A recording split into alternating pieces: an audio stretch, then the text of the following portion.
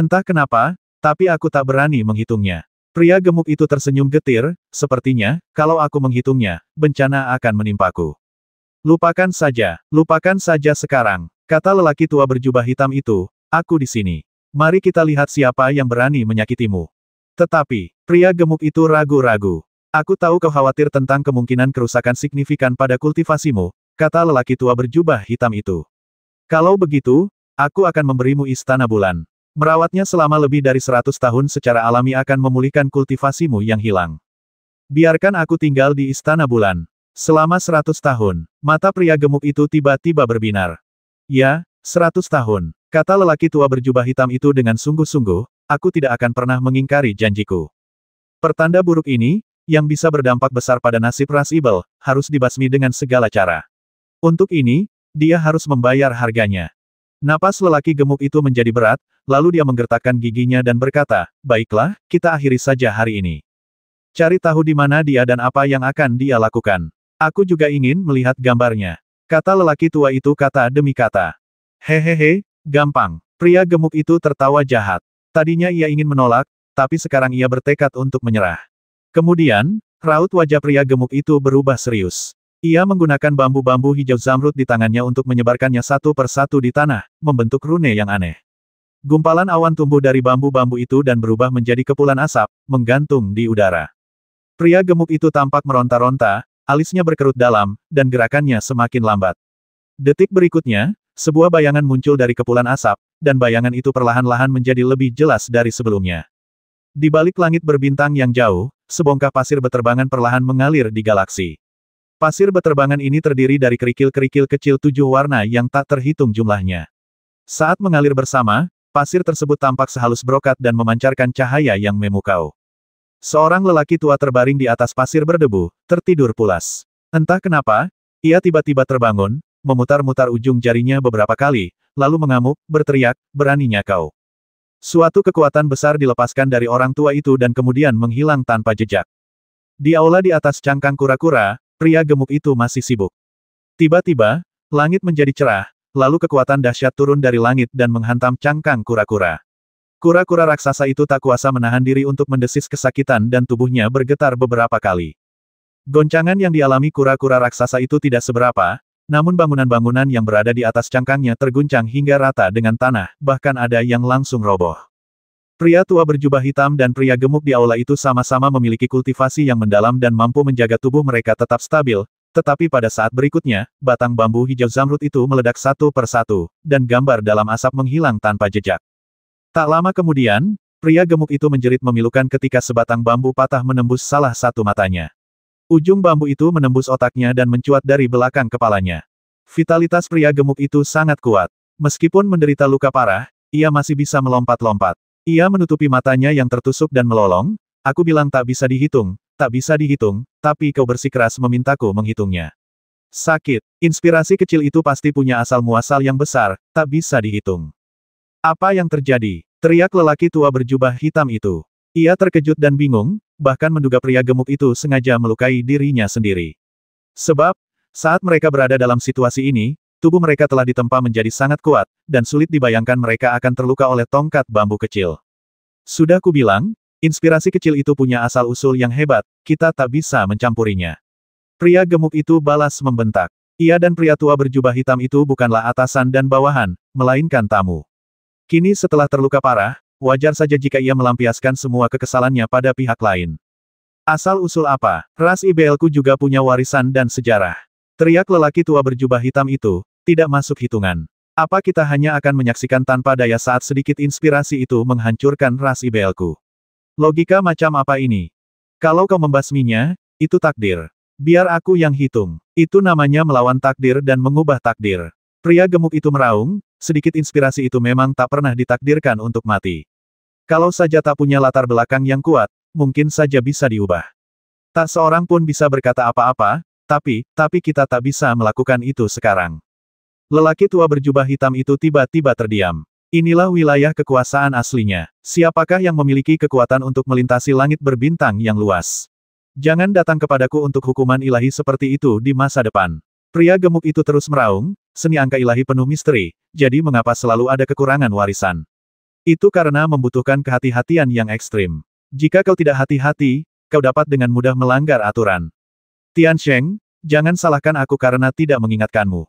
Kau sepenuh hati mempertimbangkan ras Ibel, tetapi jika kau bertindak terlalu jauh, itu akan membawa bencana bagi dunia Ibel. Kilatan jijik melintas di mata lelaki tua berjubah hitam itu. Jelaslah si pria gemuklah yang mencetuskan ide itu dan buru-buru menemuinya untuk membahasnya. Namun ketika masalah muncul, ia melimpahkan semua kesalahan padanya. Orang seperti itu tidak layak menjadi bagian dari konspirasi. Namun, dia masih membutuhkan bantuan pria gemuk itu sekarang. Setelah hening sejenak, lelaki tua berjubah hitam itu berkata perlahan, bagaimana jika aku membasmi semua kultivator di dunia manusia? Apakah itu termasuk melawan takdir? Pria gemuk itu tertegun sejenak, lalu menggelengkan kepala dan berkata, jika kau benar-benar membasmi mereka semua, maka itu sudah takdir. Bahkan penguasa langit berbintang pun tak berani mengabaikan kehendak dewa. Bagus, bagus sekali. Pria tua berjubah hitam itu mencibir. Ia hanya khawatir ketika ia membantai para praktisi di dunia manusia, kekuatan di luar angkasa akan ikut campur lagi. Kini setelah ia memiliki kepercayaan diri, beberapa ide awalnya pun terbantahkan. Seorang pemuda berbaju zirah emas pucat muncul dari hamparan pasir warna-warni yang berterbangan di langit berbintang. Ia menatap lelaki tua itu dengan rasa ingin tahu, lalu bertanya sambil menyeringai, Tuan, apa yang membuatmu begitu marah?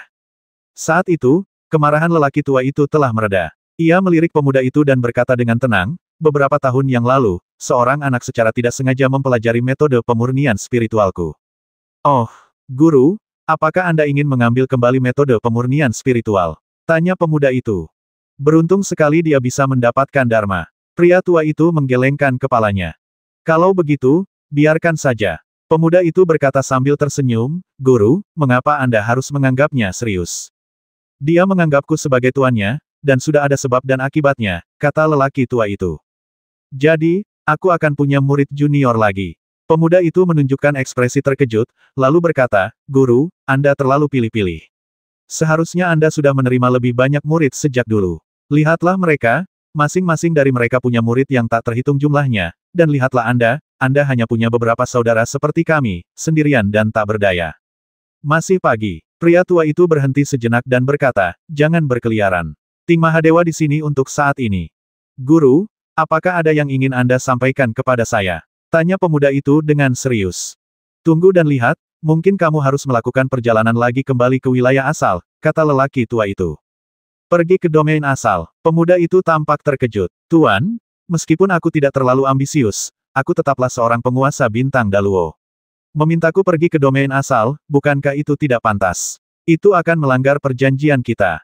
Mereka adalah orang-orang yang bertindak gegabah terlebih dahulu, jadi mereka tidak bisa menyalahkan kita, kata lelaki tua itu dengan dingin. Cek, Tuan, kau benar-benar peduli pada adik kecilmu itu, kata pemuda itu dengan sedikit cemburu. Hehe, orang tua itu tersenyum dan tiba-tiba mengganti topik pembicaraan nyamuk, butuh waktu berapa lama bagimu untuk mencapai tingkat pertama kultivasi spiritual? 37 tahun. Pemuda itu menyeringai gembira, guru bahkan berkata saat itu bahwa aku adalah seorang jenius yang langka. 37 tahun. Lelaki tua itu tersenyum aneh baiklah, silakan.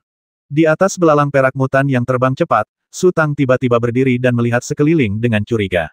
Belalang perak mutan itu juga berhenti tiba-tiba dan melayang di udara. Pada saat itu, Su Tang merasakan adanya krisis besar, tetapi sesaat kemudian, rasa krisis itu lenyap, digantikan oleh kehangatan samar.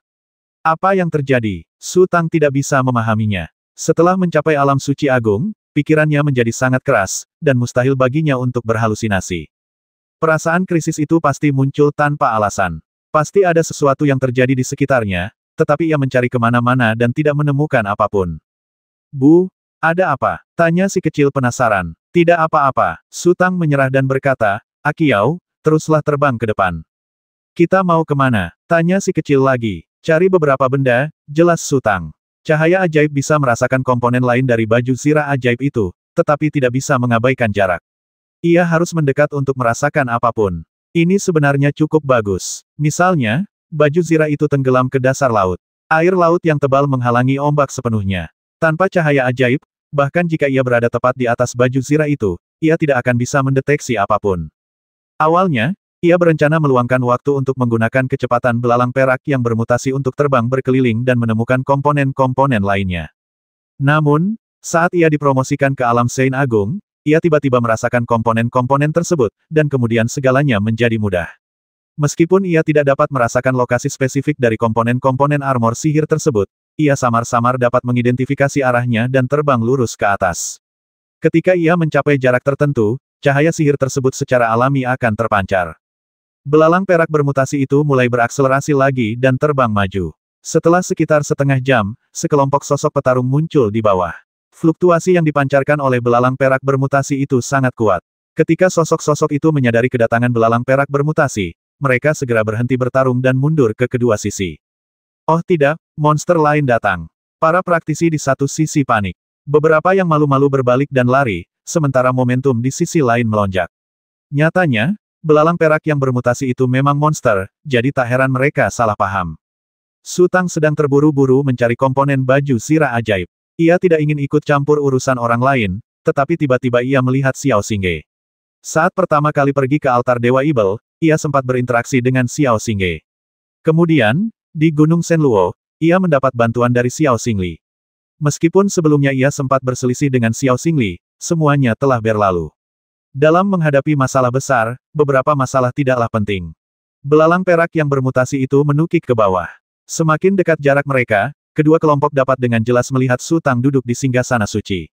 Mereka yang awalnya panik kini semakin ketakutan, karena monster apapun yang dapat berubah wujud menjadi manusia setidaknya telah mencapai alam suci, dan mereka pasti tidak akan bisa melarikan diri. Mereka yang awalnya bersorak kini tercengang, karena mereka dapat melihat bahwa Su Tang jelas bukan monster besar. Su Tang melayang turun dari singgasana dan melihat sekelompok orang di hadapannya memiliki pola elang terbang terukir di dahi mereka. Secercah rasa jijik terpancar di matanya, lalu ia berkata, basmi mereka. Butuh banyak energi dan waktu untuk mengubah kelesuan orang-orang itu, memberitahu mereka untuk percaya diri dan mandiri, serta tidak menjadi budak monster, dan akhirnya membuat mereka kembali ke jalan yang benar. Su Tang bukanlah orang baik. Karena mereka telah memilih untuk berdiri di kubu monster, terlepas dari apakah mereka ditipu atau karena alasan lain, mereka harus membayar harganya. Kematian adalah kelegaan terbaik. Belalang perak bermutasi itu menjerit, lalu terbang ke arah orang-orang dengan ukiran pola elang terbang di tubuh mereka. Dengan kecepatannya yang hampir mencapai batas, sebelum orang-orang itu sempat bereaksi, ia sudah menyerbu kerumunan, dan darah berceceran. Su Tang ingin mengalihkan pandangannya dan memanggil Xiao Xingge untuk menanyakan beberapa pertanyaan, tetapi ketika dia melihat belalang perak yang bermutasi membasmi orang secara sembarangan, dia sedikit tertegun. Kemampuan belajar belalang perak mutasi memang mengerikan. Saya ingat pertama kali melihat belalang perak mutasi membasmi, ia selalu mengepakkan elitranya dengan putus asa, berusaha menghancurkan musuh sebanyak mungkin. Rasanya seperti orang yang menggunakan palu godam untuk menghancurkan lalat, membuang-buang energi dengan sia-sia. Belalang perak yang bermutasi kini telah menunjukkan kemajuan yang nyata. Ia hanya perlu membuka elitranya dengan lembut dan terbang menembus kerumunan, dan lebih dari selusin orang terpotong dua oleh elitranya yang tajam. Sepasang tentakelnya yang seperti ular tidak lagi bergerak acak seperti sebelumnya, melainkan seringkali menyentuh leher, kepala, atau dada orang-orang tersebut secara acak, lalu berpindah ke orang berikutnya. Ia tahu bahwa orang tersebut sudah mati. Berapa banyak belalang perak mutan yang harus dibasmi di altar Dewa Ibel untuk menyebabkan perubahan sebesar itu? Pada saat ini, kerumunan di seberang tercengang. Mereka mengira Ibel yang kuat telah muncul dan kehilangan semangat juangnya, menunggu ajal. Akibatnya, belalang perak yang bermutasi tiba-tiba menyerang jenis mereka sendiri. Apa yang terjadi? Kau, Xiao Xingge, yang berdiri di tengah kerumunan, samar-samar mengenali Su Tang. Ia bergegas menerobos kerumunan dan melangkah keluar. Apakah kau sudah meninggalkan altar Ibel? Su Tang berbalik dan bertanya. Anda, Tuan Su. Xiao Xingge terdiam sejenak altar Ibel. Setelah mengatakan ini, Xiao Xingge tak kuasa melanjutkan, air mata pun menggenang di matanya. Bagaimana? Xiao Xingge tiba-tiba menangis terseduh-seduh seperti anak kecil. Semua keluhan dan ketakutan yang ia pendam selama berhari-hari tercurah saat itu juga. Ketika Xiao Xingge menangis, praktisi lain pun tak kuasa menahan diri. Beberapa terisak pelan, dan beberapa tak kuasa lagi memegang pedang. Mereka melepaskan pedang dan membiarkan pedang itu jatuh ke tanah, air mata menggenang di pelupuk mata mereka. Mati, mati semua. Xiao Xingge menangis pilu Tuan Yunji yang sudah mati, Tuan Huyan Zhengmu sudah mati, dan aku tidak tahu kemana Tuan Qi Xiang pergi. Puluhan ribu murid dari berbagai lapisan masyarakat di altar Dewa Ibel dikejar kemana-mana seperti ayam dan guk-guk. Pegunungan dan dataran dipenuhi mayat. Sungguh tragis. Su Tang menarik napas panjang. Ia tak tega melihat seorang pria menangis pilu, apalagi Xiao Xingge, seorang kultivator tingkat leluhur agung.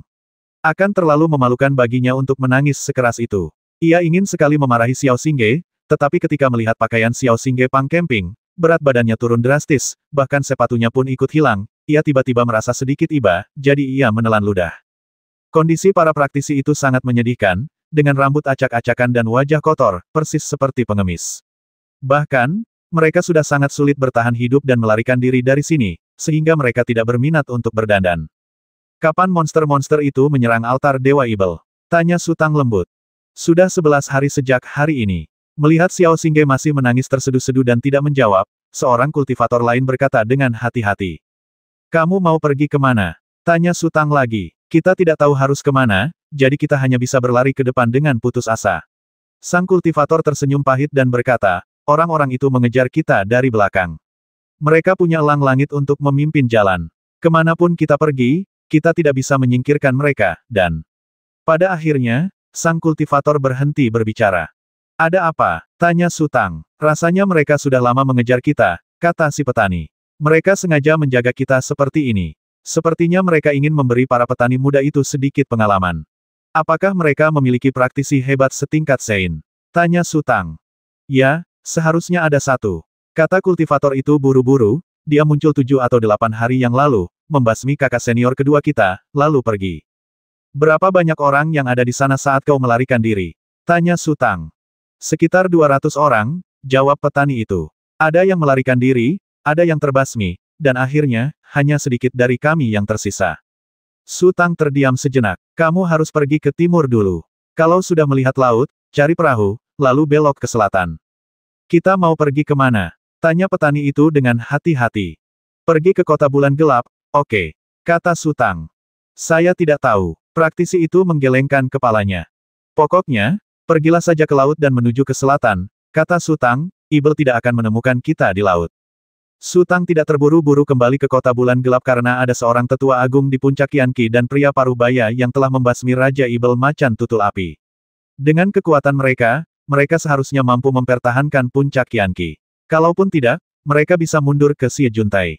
Ye Fuchen dapat mengendalikan platform Dewa Jahat, dan dengan kekuatan 108 pengawal Dewa Jahat, bahkan jika 3 atau 5 monster besar datang, mereka tidak dapat mengancam platform Dewa Jahat. Sutang tahu betul bahwa baik Singgasana Es maupun Singgasana Pedang Langit telah dipromosikan menjadi orang suci agung, tetapi ia masih berani menantang Peng Shan. Ini karena ia mengandalkan kepemilikan panggung Dewa Jahat. Jika ia benar-benar tidak bisa menjadi lebih baik, ia bisa saja mundur ke panggung Dewa Jahat. Sekuat apapun Singgasana Es dan Singgasana Pedang Langit, mereka hanya bisa menatap kosong dari luar. Saya mengerti, kata sang petani.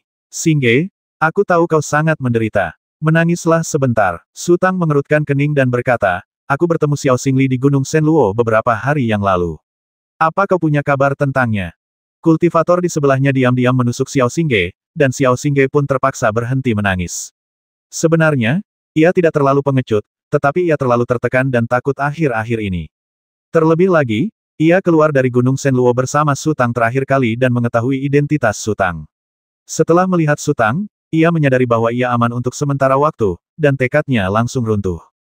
Tidak, tidak, Xiao Xingge tersedak, tapi ku dengar dia sudah menjadi ksatria kuda besi. Bahkan jika dia bertemu dengan suku Ibel, itu seharusnya bukan masalah besar. Semoga dia baik-baik saja. Sutang berkata, silakan saja. Kalau bertemu praktisi lain di jalan, ajak mereka juga. Saat ini, semua orang harus saling membantu. Baiklah, Xiao Xingge mencoba menghibur dirinya sendiri namun, dengan Sky Eagles yang memimpin, mereka akan menyusul. Sutang mengalihkan pandangannya ke kejauhan. Ia melihat beberapa titik hitam kecil berputar-putar di langit. Ia mencibir, mereka hanya beberapa binatang berbulu pipih. Kau boleh pergi sesukamu. Serahkan tempat ini padaku. Xiao Xingge berseru, berbalik, dan memimpin serangan ke arah timur. Setelah kelompok itu berlari beberapa saat, salah satu kultivator akhirnya tak kuasa menahan diri dan menghampiri Xiao Xingge, lalu bertanya, Xingge, siapa dia? Dia, Xiao Xingge berhenti sejenak, dia adalah penguasa altar Dewa Ibel. Kau bercanda, mata kultivator itu melebar. Aku sudah berlatih di altar Dewa Ibel selama puluhan tahun, tapi kenapa aku belum pernah mendengar tentang Master Altar Dewa Ibel? Pernahkah kamu mendengar tentang Ren Yukou? Xiao Xingge bertanya. Sang kultivator hendak mengatakan bahwa ini omong kosong ketika kultivator lain tiba-tiba teringat sesuatu dan berteriak, dia Su Tang. Ya, benar, Xiao Xingge mengangguk penuh semangat. Dia mewarisi warisan Ren Yukou, jadi tentu saja dia akan memikul tanggung jawabnya untuk melindungi altar Dewa Ibel. Kali ini, para Ibel memanfaatkan ketidakhadirannya untuk menyerang altar Dewa Ibel kita. Dia pasti tidak akan membiarkan ini begitu saja. Xiao Xingge memang melebih-lebihkan ranah ideologis Su Tang, tetapi kata-katanya sangat menenangkan hati orang-orang. Mereka terus-menerus ketakutan karena menyaksikan kematian dua Ibel besar dan kehilangan keberanian. Kini Su Tang telah maju dan dipromosikan menjadi penguasa altar Ibel, memungkinkan mereka menemukan kembali dukungan mereka. Tapi, kekuatan Ibel besar itu terlalu mengerikan. Dia tidak mudah dihadapi. Aku khawatir, kata seorang kultivator dengan cemas. Monster besar itu sulit dihadapi, tapi Ren Yukou mudah dihadapi. Xiao Xingge mencibir, jangan khawatir, dia pasti akan memberi penjelasan kepada altar Dewa Ibel. Monster besar itu tidak akan hidup lama. Sebenarnya, mereka tidak tahu bahwa Su Tang telah berurusan dengan monster besar itu, tetapi mereka harus berpikir seperti ini, karena ini akan membuat mereka merasa lega dan segar. Saat ini, Su Tang sedang duduk di singgasana suci, memerintahkan belalang perak mutan untuk mengusir elang langit. Ia akan mengayunkan tinjunya sesekali, dan cahaya Ibel akan meledak dan mengenai elang langit yang berputar-putar. Meskipun kekuatan cahaya Ibel tidak kuat, cahaya itu menyatu dengan 4 elemen manik-manik roh. Selama elang langit terkena cahaya Ibel, api akan menyala di tubuh mereka, dan mereka akan melarikan diri dengan panik. Kemudian, Su Tang memerintahkan belalang perak yang bermutasi untuk terbang kembali, bersembunyi di hutan, dan menunggu dengan tenang. Bagaimanapun, Xiao Xingge dan orang-orangnya adalah benih-benih kultivasi di dunia manusia. Kekuatannya terbatas, jadi ia hanya bisa melindungi sebanyak yang ia bisa. Namun, Su Tang merasa agak berat hati. Bukan hanya altar Dewa Ibel yang diserang oleh Ibel, tetapi sekte-sekte lain pun tak bisa tinggal diam. Setelah bencana ini, berapa banyak kultivator yang tersisa? Namun, di antara 3 gerbang surgawi utama, altar Dewa Ibel adalah yang terlemah. Fengshan dan Laut Hijau sama-sama memiliki praktisi tingkat bijak yang hebat, jadi seharusnya tidak mudah untuk jatuh. Tak lama kemudian, sekelompok praktisi bergegas datang dari kejauhan. Melihat mayat-mayat berantakan tergeletak di bawah, mereka berjadewa dari langit satu demi satu. Ada apa ini? Ada apa ini? Teriak salah satu lelaki tua itu dengan rambut dan jenggot berkibar. Kak Hong, ada apa denganmu? Seorang gadis muda berteriak dan jatuh di samping sesosok mayat, menangis sekeras-kerasnya. Para praktisi itu kacau balau, ada yang mengumpat, ada pula yang sibuk mencari sanak saudara dan sahabatnya. Pada saat ini, sekelompok praktisi lain jatuh dari langit, mengelilingi seorang pria tua berkulit pucat dan sebuah tongkat. Pemimpin klan ada di sini. Cepat, minggir. Para praktisi menghentikan jadwal padat mereka dan minggir. Pria tua berambut putih dengan tongkat itu tampak cemas. Ia mengabaikan anggota sukunya dan hanya mencari di antara mayat-mayat. Ketika menemukan mayat seorang anak laki-laki, ia tertegun sejenak, lalu tiba-tiba terjatuh ke belakang. Beberapa penjaga bergegas membantu lelaki tua itu. Seorang pria parubaya mendorong para penjaga ke samping dan menghampiri, berteriak dengan suara berat, siapa yang membawa pil kebangkitan. Seorang penjaga mengeluarkan botol porselen kecil, menuangkan pil dari dalamnya, dan buru-buru menyerahkan pil itu kepada pria parubaya itu. Pria parubaya itu membuka paksa mulut pria tua itu dan memasukkan pil itu.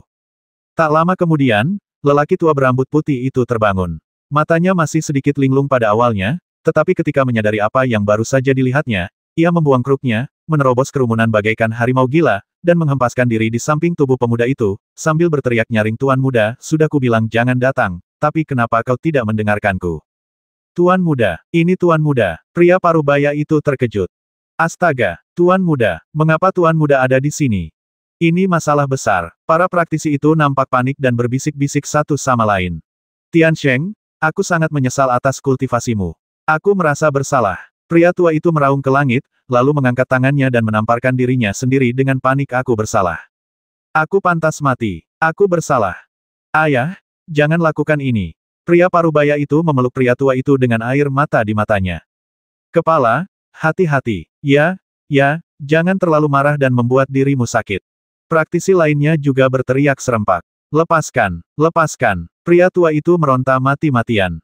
Pria parubaya itu tidak berani menggunakan terlalu banyak tenaga, jadi ia terpaksa melepaskannya perlahan. Kemudian ia menyambar kruk dari samping dan mengembalikannya ke tangan pria tua itu. Azen, teriak lelaki tua itu keras dengan mata merah. Anaknya ada di sini. Jawab pria parubaya itu segera. Tangkap orang menyebalkan itu. Dan basmi mereka semua. Jangan biarkan siapapun hidup, hancurkan mereka sampai menjadi debu. Jangan biarkan siapapun hidup, hancurkan mereka sampai menjadi debu. Pria tua itu meraung sekuat tenaga, dan setiap kali ia meraung, ia akan menghantam tanah dengan keras menggunakan tongkatnya, seolah-olah si pembasmi ada di bawah kakinya. Jangan khawatir, ayah. Aku akan memastikan tidak ada satupun dari mereka yang bisa lolos. Kata pria parubaya itu tegas. Su Tang, Little Bit, dan belalang perak mutan di hutan telah melindungi napas mereka. Mendengar ini, Su Tang sedikit terkejut Little Bit. Bukankah dikatakan bahwa ras ibel hanya dapat memiliki kesempatan untuk memurnikan wujud manusia setelah menembus alam suci? Pembasmian belalang perak mutan tadi hanya dilakukan secara sepihak, dan jelas tidak ada alam suci di antara para praktisi itu.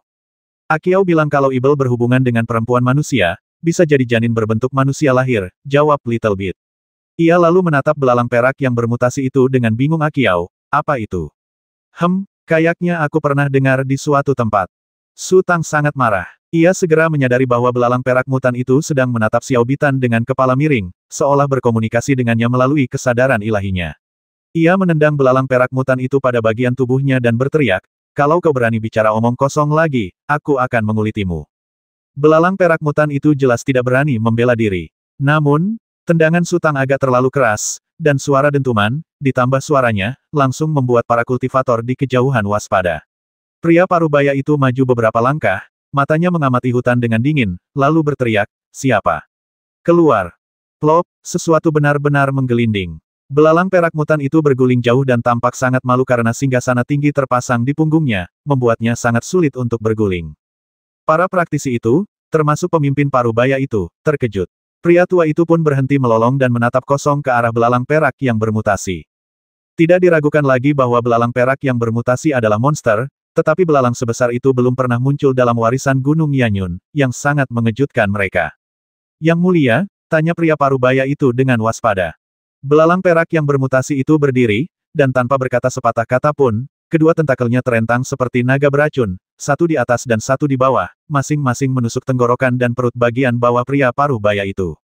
Pria parubaya itu langsung terbang mundur, dan antena belalang perak mutan itu kosong. Kemudian ia terbang, membuka mulut kunyahnya yang besar, dan merentangkan dua antenanya lagi.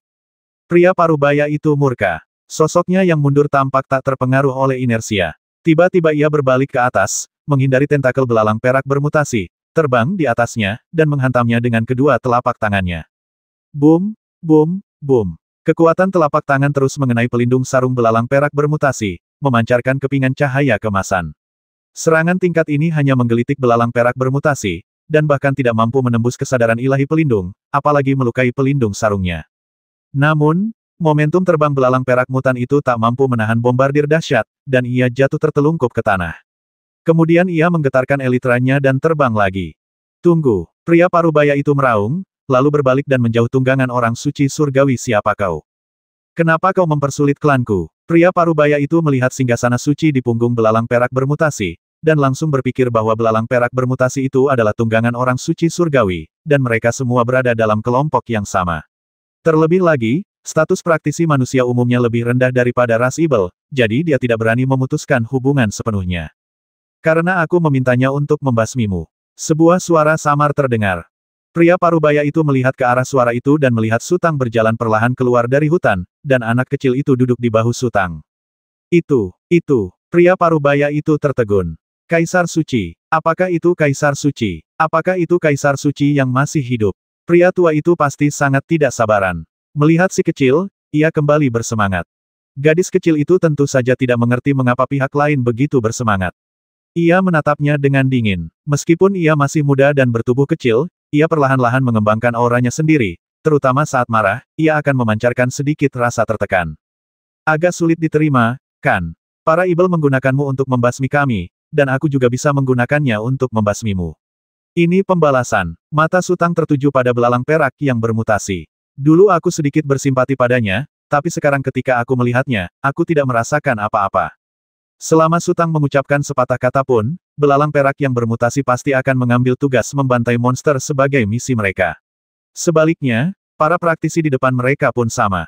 Mustahil bagi si kecil untuk mengubah posisinya, dan tentu saja mustahil bagi belalang perak yang bermutasi untuk mengubah posisinya.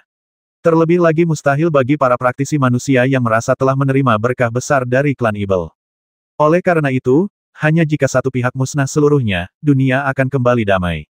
Kau yang membasmi mereka. Teriak lelaki parubaya itu dengan marah. Tentu saja aku, jawab Su Tang lembut. Sepasang mata penuh kebencian tertuju pada Su Tang, terutama lelaki tua berambut putih itu, yang hampir ingin menggigit Su Tang sampai mati. Rasanya nyaman sekali. Su Tang tersenyum. Baru kali ini aku tahu dibenci bisa senyaman ini. Jadi, pasti ini arti sebenarnya dari tak terdamaikan, kan? Pria parubaya itu menarik napas dalam-dalam dan perlahan mengepalkan tangannya. Ekspresi Su Tang berubah, dan dia berteriak, basmi dia. Belalang perak yang bermutasi itu segera melebarkan elitranya dan menukik ke arah kerumunan. Pria parubaya itu kemudian bertindak, mengangkat tangannya dan mencoba menghentikan belalang perak yang bermutasi itu.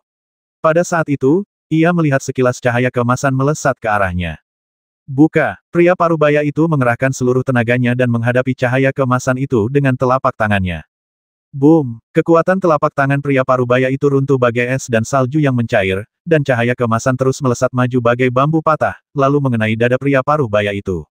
Kesadaran ilahi pelindung tubuh pria parubaya yang terkondensasi itu terasa serapuh kertas tipis, dan seketika tertembus. Kemudian cahaya keemasan itu menembus tubuhnya, memercikkan kabut darah ke belakang pria parubaya itu. Pria parubaya itu tak percaya bahwa ia bahkan tak mampu menahan satu pukulan pun. Saat terjatuh, ia menatap kosong ke arah mata Su Tang yang acuh tak acuh. Kemudian ia menyadari sesuatu dan berteriak, Sage Agung. Ayah, cepat pergi, cepat pergi. Sudah terlambat untuk pergi saat ini. Belalang perak yang bermutasi menyerbu ke kiri dan ke kanan di antara kerumunan, dan kemanapun tubuh mereka lewat, para praktisi terhimpit di tanah. Namun, para kultivator itu masih memiliki darah di nadi mereka. Beberapa dari mereka bergegas menuju belalang perak bermutasi seolah-olah mereka sedang basmi diri, sementara beberapa lainnya melindungi lelaki tua berambut putih itu dan melarikan diri ke belakang. Sisi licik belalang perak bermutasi pun terungkap. Sebenarnya, ia hanya perlu melompat pelan untuk menghalangi lelaki tua berambut putih di depan, tetapi ia memilih untuk tidak menghentikannya. Ia hanya mengejarnya perlahan dari belakang, dan ketika seorang kultivator maju untuk menghentikannya, ia berpura-pura bertarung selama beberapa ronde, membasmi orang itu, lalu mengejarnya lagi. Bahkan Su Tang, yang mengamati dari kejauhan, merasa waspada. Kapan belalang perak mutasi menjadi begitu licik? Sebenarnya, para pembudidaya sudah melarikan diri setelah peringatan pria parubaya itu. Namun, melihat kepala suku tua diburu, mereka pun terbang mundur, berteriak-teriak, dan mati-matian berusaha menghentikan belalang perak mutasi. Beberapa, setelah disengat belalang perak mutasi, bahkan berjuang keras untuk berpegangan pada anggota tubuh mereka, menggigitnya dengan mulut dan membenturkan kepala, masing-masing bertingkah seperti orang gila. Dalam sekejap, hampir semua kultivator tumbang, hanya menyisakan lelaki tua berambut putih itu. Ia seolah tahu bahwa ia tak bisa melarikan diri. Ia tiba-tiba berbalik dan meraung ke arah belalang perak mutan sebagai Ibel, kenapa kau terlibat dalam pemberontakan seperti itu? Tak tahu malu. Sebelum dia sempat menyelesaikan teriakannya, antena belalang perak mutan itu telah menembus mulutnya, lalu mengeluarkan suara kicauan yang menghina dan melemparkan tubuh lelaki tua itu ke samping. Di alam rahasia Mo Yunling, Wei Qilu yang tampan melayang menuju panggung dengan kilukin di punggungnya. Sang Tianliang dan Fan He telah lama menunggu di sana. Ketika mereka melihat Wei Qilu datang, mereka berdua tersenyum. Seolah menguji kemampuan satu sama lain, ketiga kultivator tingkat Sein itu melepaskan aura mereka secara bersamaan. Turbulensi yang bergejolak itu bertabrakan, menghasilkan suara gemuruh yang menggelegar, lalu menyapu ke segala arah. Aku tidak menyangka setelah setengah bulan tidak bertemu, kultivasi kalian malah semakin maju. Ini pantas dirayakan, kata Wei Qilu sambil tersenyum. Wei Seng, kemajuanmu juga tidak buruk, kata Sang Tianliang. Dulu aku berpikir Laut Hijau adalah tempat yang sempurna untuk berkultivasi, dan urat-urat spiritual lainnya tak perlu disebutkan. Sayangnya, aku hanya memandang dunia dari sudut pandang yang sempit. Fan He mendesah, beberapa bulan di sini lebih baik daripada bertahun-tahun berkultivasi di Laut Hijau. Seandainya kita bisa datang ke sini lebih awal, aku khawatir kita berdua akan memiliki kesempatan untuk menjadi orang bijak agung. Ya, Wei Qilu mengangguk dan berkata, tempat ini mungkin tampak terpencil, tetapi juga menyimpan vitalitas yang kuat. Jika aku bisa berkultivasi selama 1 atau 2 tahun, aku akan mencapai alam puncak dalam waktu singkat. Ini agak mirip dengan keputusan hidup dan mati yang mulia Wen, kata Sang Tianliang. Yah, aku khawatir, kemajuan Yang Mulia Wen seharusnya yang tercepat, kan? Kata Fan He. Sekte-sekte besar dalam kultivasi seringkali hanya menuntut murid-muridnya untuk menjaga batasan yang jelas antara batas lahir dan batin.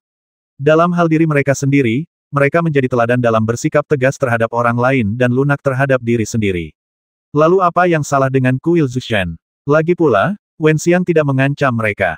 Bukankah lebih baik bagi semua orang untuk berlatih secara harmonis? Jadi setelah mereka mengetahui identitas Wen Xiang, mereka menekan keterkejutan batin mereka dan berpura-pura tidak terjadi apa-apa. Tentu saja, jika Wen Xiang memimpin orang-orang dari Kuil Zushen untuk menyerang Laut Hijau di masa depan, mereka pasti akan bangkit dan berjuang untuk Laut Hijau. Tujuan utamaku sekarang adalah meningkatkan kemajuanku, yang lainnya adalah hal sekunder.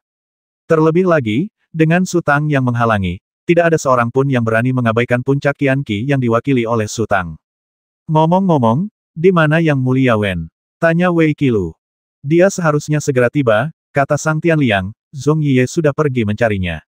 Di lubang besar itu, Zhong Yiye mondar-mandir dengan cemas, tangannya di belakang punggung. Sesaat kemudian, aroma dupa perlahan tercium dari lubang itu. Melihat dupa itu, Zhong Yiye langsung bersemangat dan menghampirinya. Bos, kenapa lama sekali?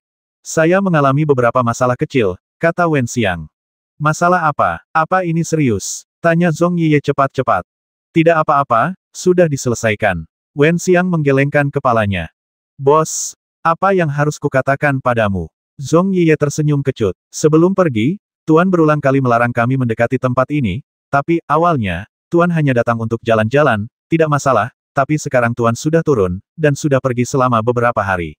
Bagaimana kalau terjadi sesuatu, bagaimana aku harus menjelaskannya pada Tuan?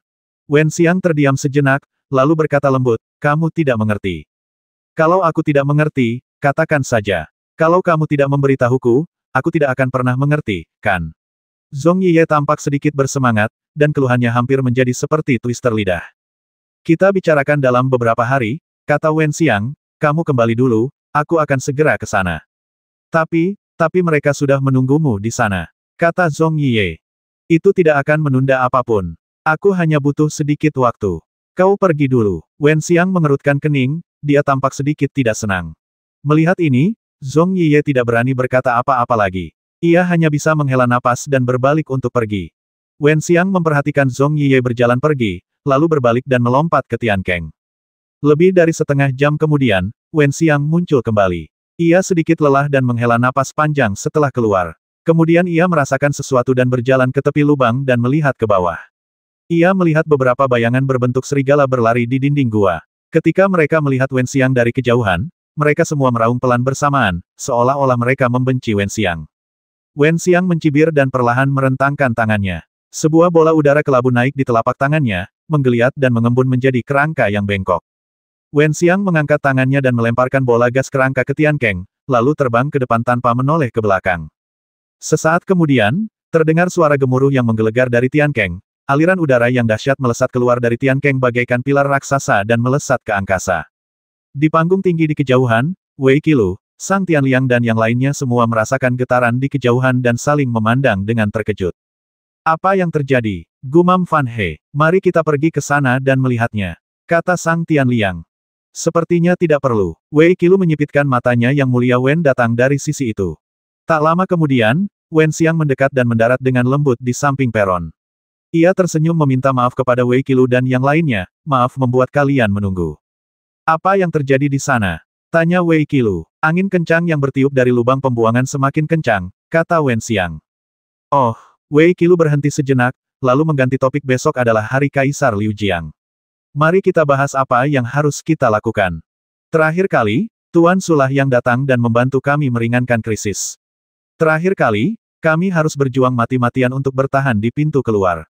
Sang Tianliang berkata perlahan, namun, terakhir kali aku melihat murid-murid dari Fengshan, mereka mungkin akan membuat tahta suci beku dan tahta suci pedang surgawi waspada. Jika mereka juga bergegas, situasinya akan sedikit rumit. Ya, Fan He mengangguk dan berkata, lagi pula, mereka sudah naik pangkat menjadi orang bijak agung. Jika mereka benar-benar ingin menguasai wilayah rahasia ini, kita tidak bisa menghentikan mereka. Yang Mulia Wen, bagaimana menurutmu? Wei Qilu menatap Wen Xiang. Aku tidak punya ide, jawab Wen Xiang sambil menggelengkan kepala. Melihat sikap acuh tak acuh Wen Xiang, Wei Qilu sedikit kesal Yang Mulia Wen, jika tahta suci beku dan tahta suci pedang surgawi benar-benar datang, mereka seharusnya tidak mempersulit kita, tetapi mereka pasti tidak akan membiarkan Anda pergi. Masalah ini berkaitan erat dengan Anda. Mereka tidak bisa datang. Wen Xiang menyadari bahwa mentalitasnya sedang tidak tepat. Ia kembali tersenyum meminta maaf kepada Wei Qilu dan yang lainnya, lalu berkata, aku sedang memikirkan sesuatu tadi dan sedikit teralihkan. Bagaimana kau tahu mereka tidak bisa datang? Wei Qilu tampak terkejut. Kau bisa keluar.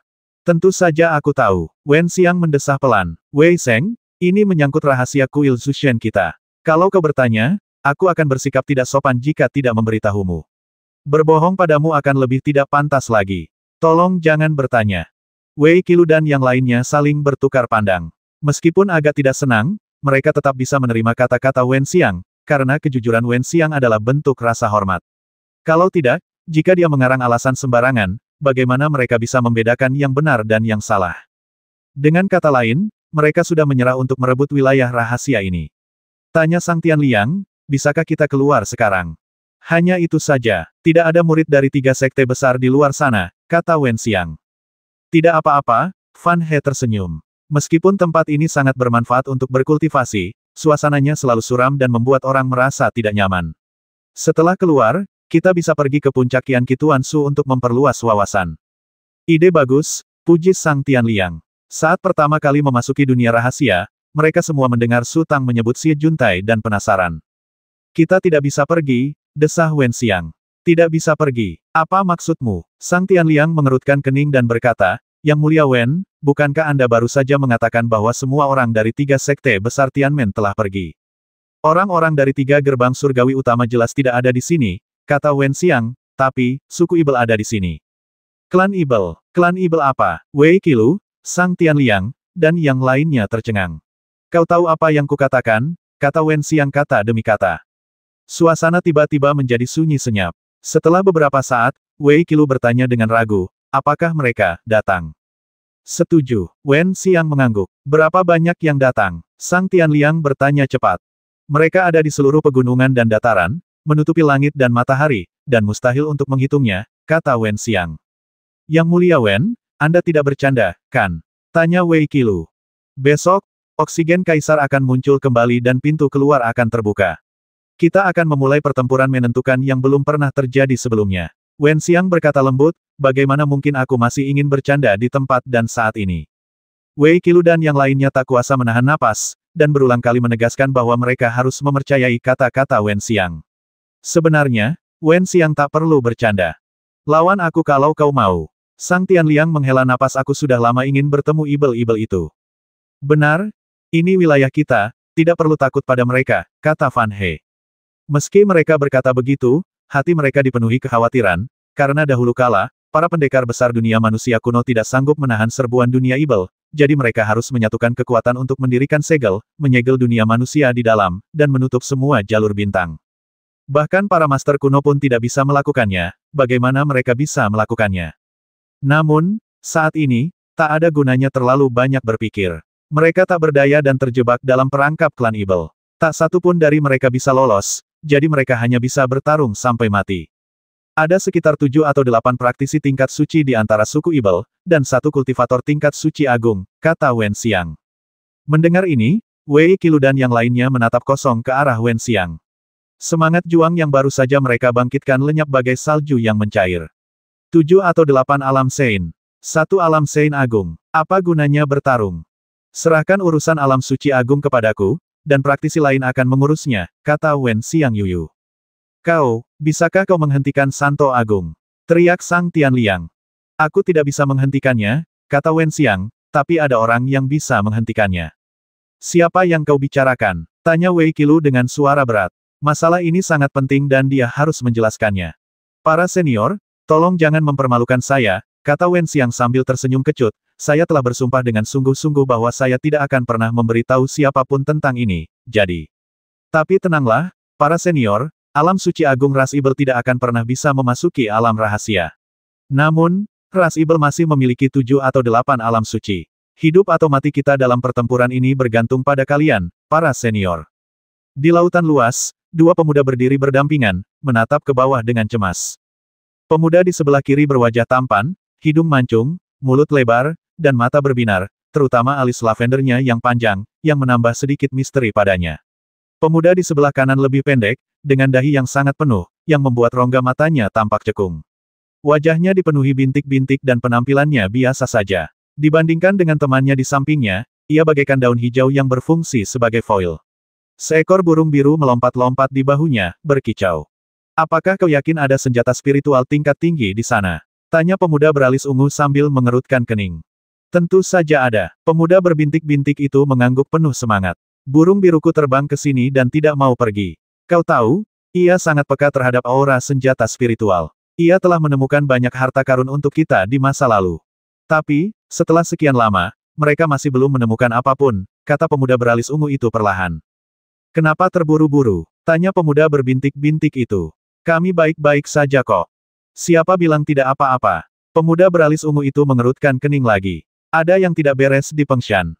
Tiansheng telah mengeluarkan serangkaian dekrit, meminta semua kultivator untuk datang dan membantu. Yusin, kau dan aku telah mencapai alam suci bersama, tetapi tahukah kau mengapa Tiansheng selalu membencimu? Kenapa kita bahas ini? Pemuda berbintik-bintik itu juga mengerutkan kening. Kita lagi cari harta karun sekarang. Lihat, kau selalu seperti ini. Kau sama sekali tidak menganggap serius perintah Santo Surgawi. Kau terlalu ceroboh, kata pemuda beralis ungu itu. Kita semua sudah menerima perintah dan seharusnya segera kembali, tapi kau malah menyeretku ke sini. Apa kau tidak takut dengan murka Santo Surgawi? Hanya tertunda 1 atau 2 hari, apa masalahnya? Kata pemuda berbintik-bintik itu. Lagi pula, kekuatan Tiansheng tak tertandingi. Bukankah mudah untuk menaklukkan Fengshan? Kau masih punya otak, desah pemuda beralis ungu itu. Tiansheng meminta kita untuk segera ke sana. Ini tandanya kita sudah tidak sanggup lagi. Apa kau hanya meminta Tiansheng untuk bilang, aku sudah tidak sanggup lagi, tolong cepat datang dan selamatkan aku. Ini, pemuda berbintik-bintik di wajahnya terdiam. Lupakan saja, kalau kau ingin menemukan harta karunmu, cari saja sendiri. Pemuda beralis ungu itu berkata, aku harus segera kembali. Tunggu sebentar, kata pemuda berbintik-bintik itu buru-buru, jika kita menemukan harta karun itu dan kembali untuk mempersembahkannya kepada Santo Surgawi, kita bisa menebusnya. Pemuda beralis ungu itu tertegun sejenak. Ia yakin, lalu berkata, baiklah, kalau begitu cepat cari. Aku hanya akan menunggu sampai siang. Saat itu, permukaan laut terciprat air, dan beberapa kepala muncul dari laut. Salah satu dari mereka mengangkat benda seperti baju besi itu tinggi-tinggi dan berteriak, Pak, kami menemukannya. Ketemu. Pemuda berbintik-bintik itu sangat gembira dan langsung terbang turun. Namun, saat dia memegang baju zirah itu di tangannya, senyum di wajahnya perlahan menghilang, karena penampilan baju zirah itu benar-benar mengerikan. Ini semacam baju zirah bersisik. Tak seorang pun tahu terbuat dari apa sisik-sisik itu. Warnanya hitam dan kusam, dan celah di antara sisik-sisiknya dipenuhi lumpur dan rumput laut. Ketika ia meraih baju zirah itu, ia melihat beberapa cacing laut tak dikenal merayap di celah-celah sisiknya. Pemuda beralis ungu itu juga turun.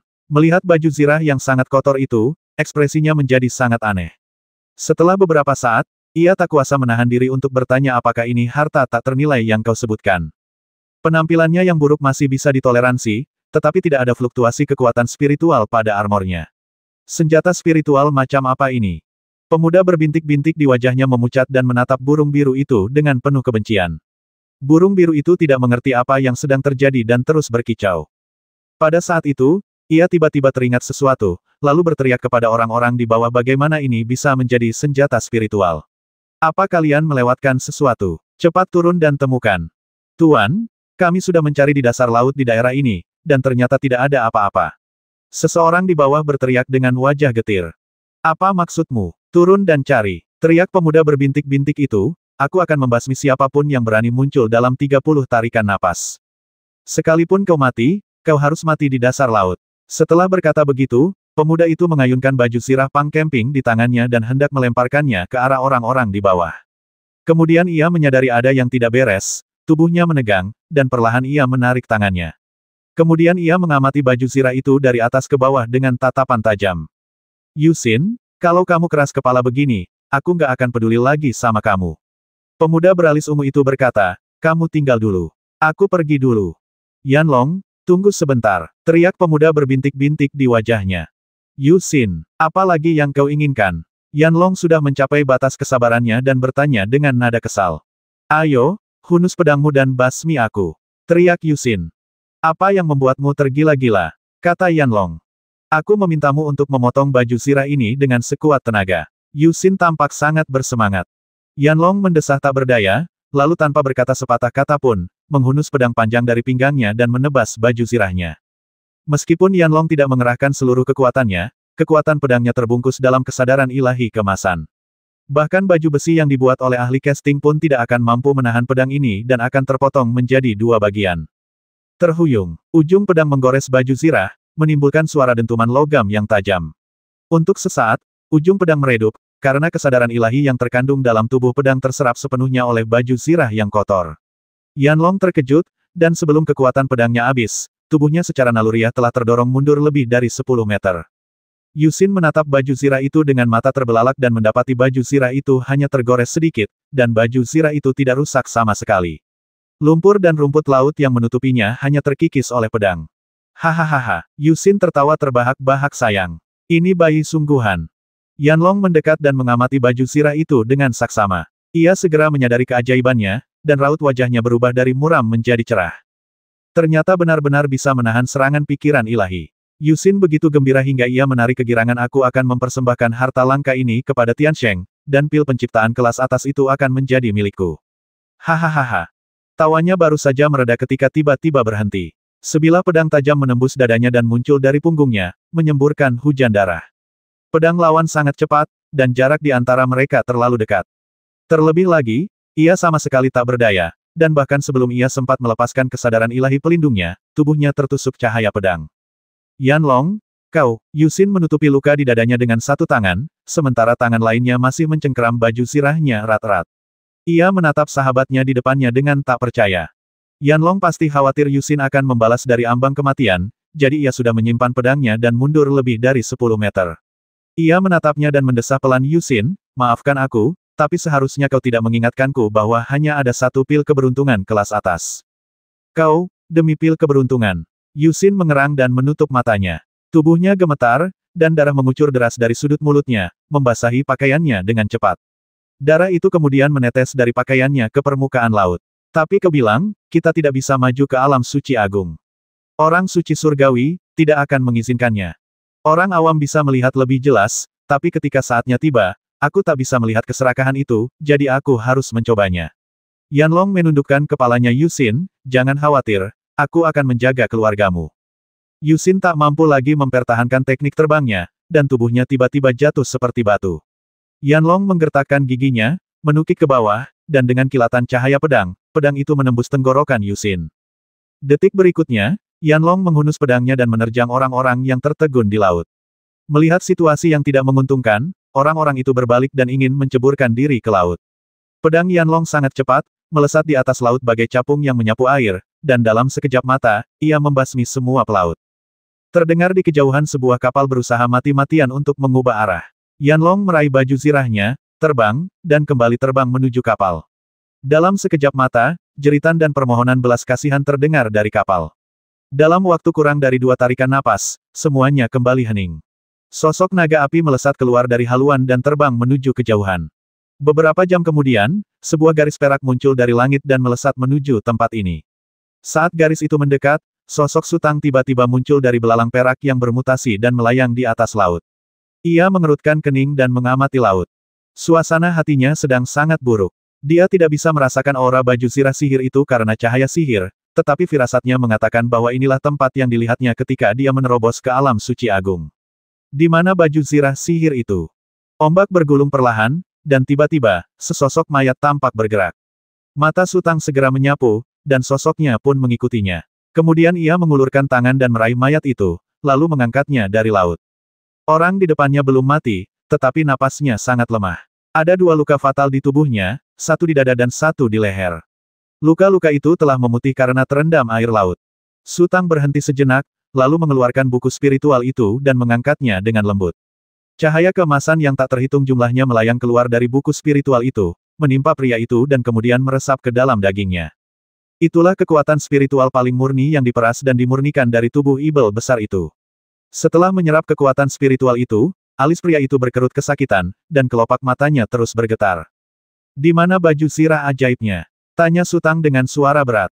Kening lelaki itu makin berkerut, tetapi dia tidak berkata apa-apa. Katakan padaku di mana letak baju zirah ajaib itu, dan aku bisa menyelamatkan nyawamu, kata Sutang. Pengshan, Yanlong, pria itu tampak yakin dan berbicara sebentar-sebentar. Pengshan, otang pembawa sial, gumam Sutang. Ia merasa sangat bimbang saat hendak mengambilnya, tetapi benda itu lenyap tanpa jejak. Belalang perak yang bermutasi itu mengepakkan elitranya dan mendarat dengan lembut di pantai. Sutang, sambil memegangi kultivator yang terluka parah di tangannya, melayang turun ke pasir. Sang kultivator membuka matanya dengan susah payah, menatap Sutang, lalu memutar lehernya sekuat tenaga untuk mengamati sekelilingnya. Sutang mengeluarkan buku spiritual, dan titik-titik cahaya yang tak terhitung jumlahnya jatuh dari buku itu, menyelimuti sang kultivator. Napas sang kultivator terasa lebih berat. Ia dengan rakus menyerap kekuatan spiritual yang melayang. Kekuatan spiritual paling murni itu langsung terasa, dan raut wajahnya pun membaik. Aku hanya bisa membantumu sampai titik ini. Hidup atau matimu di masa depan tergantung padamu, kata Sutang ringan, lalu melompat ke punggung belalang perak yang bermutasi. Belalang perak yang bermutasi bangkit dari tanah, lalu berubah menjadi cahaya perak dan terbang menuju timur laut. Menyaksikan Sutang menghilang di angkasa, sang kultivator berjuang untuk mengangkat tubuhnya, meraba-raba hendak meraih tongkat kayu yang telah lapuk oleh air laut, lalu berdiri dengan gemetar. Inilah yang dimaksud dengan menepati janji, gumam sang kultivator, sepertinya apa yang mereka katakan sedikit berbeda. Setelah itu, praktisi tersebut bersandar pada tongkat kayu dan berjalan dengan susah payah menuju pegunungan yang jauh.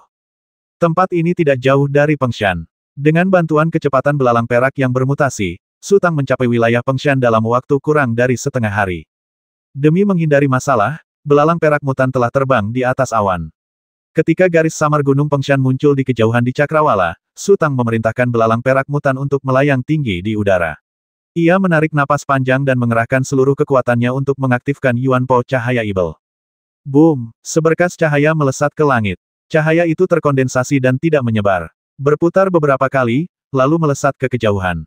Di sebuah lembah tidak jauh dari Pengshan, para praktisi saling berhadapan. Ada lebih dari 100 praktisi di satu sisi, dipimpin oleh seorang wanita.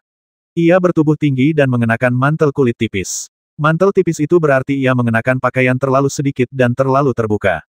Hanya dada dan tubuh bagian bawahnya yang sedikit tertutup, sementara bagian tubuh lainnya sebagian besar terbuka. Ia juga berterbuka kaki. Ada benang-benang perak yang berkilauan di pupil mata wanita itu, dan bibir merahnya tampak sangat cerah, seolah berlumuran darah. Rahangnya agak tajam, dan ada tahi lalat cinabar seukuran kacang kedelai yang menggantung di sisi mulutnya. Awalnya, ia cantik jelita, tetapi tahi lalat cinabar ini menambahkan sedikit kesan kejam padanya. Hanya ada dua orang yang berdiri berhadapan dengan para praktisi ini, satu adalah tahta suci beku dan yang lainnya adalah tahta suci pedang langit. Kamu terlalu agresif, apa itu tidak terlalu berlebihan? Kata wanita itu perlahan. Kau yang pertama kali mengganggu Pengshan, dan sekarang kau berbalik dan berkata kita bertindak terlalu jauh. Singgasana suci beku mencibir. Tapi aku sudah tahu aku salah. Wanita itu mengerutkan kening, kamu seharusnya berhenti saat kamu masih unggul. Sebelum Santo beku sempat berkata apa-apa lagi, Santo pedang langit dengan tidak sabar menyela, buat apa buang-buang waktu bicara dengan penyihir ini. Ini pertarungan, ini pertarungan, ini pertarungan. Sang Santo beku mendesah pelan, lalu berkata tanpa daya, baiklah. Kau sudah banyak memikirkan ini beberapa hari terakhir ini. Santo pedang surgawi menatap wanita di seberangnya. Kau menangis, meratap, berpura-pura kalah berkali-kali, praktis mengkhianatimu. Kau sudah mencoba segala cara untuk memikat kami ke sini. Sekarang setelah kami di sini, bisakah kita akhirnya bertarung dengan baik? Wanita itu tertegun sejenak, lalu menunjukkan ekspresi marah dan malu. Ia merasa kemampuan aktingnya sangat bagus, tetapi ia tidak menyangka pihak lain sudah mengetahui niatnya. Kau tahu aku akan memancingmu ke sini, tapi kau masih berani datang.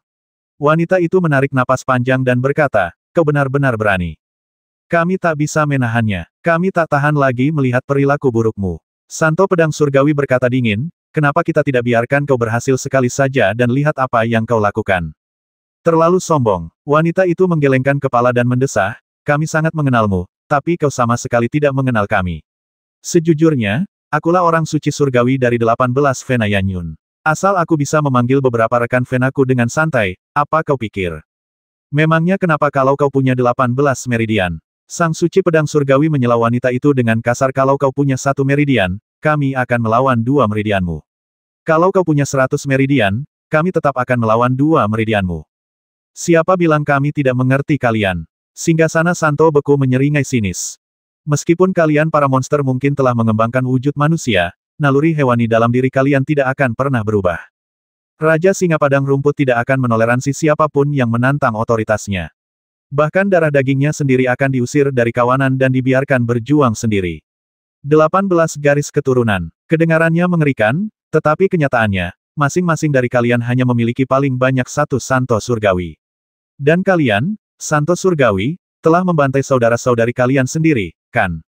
Kalian, tidak akan pernah belajar untuk bersatu dan bekerja sama. Kau hanya melihat satu sisi, bukan sisi yang lain. Wanita itu berkata, emas sejati tidak takut api. Mereka yang bertahan hidup pada akhirnya secara alami akan layak menerima warisan orang suci surgawi. Melenyapkan satu orang suci surgawi saja akan memutuskan seluruh garis keturunan.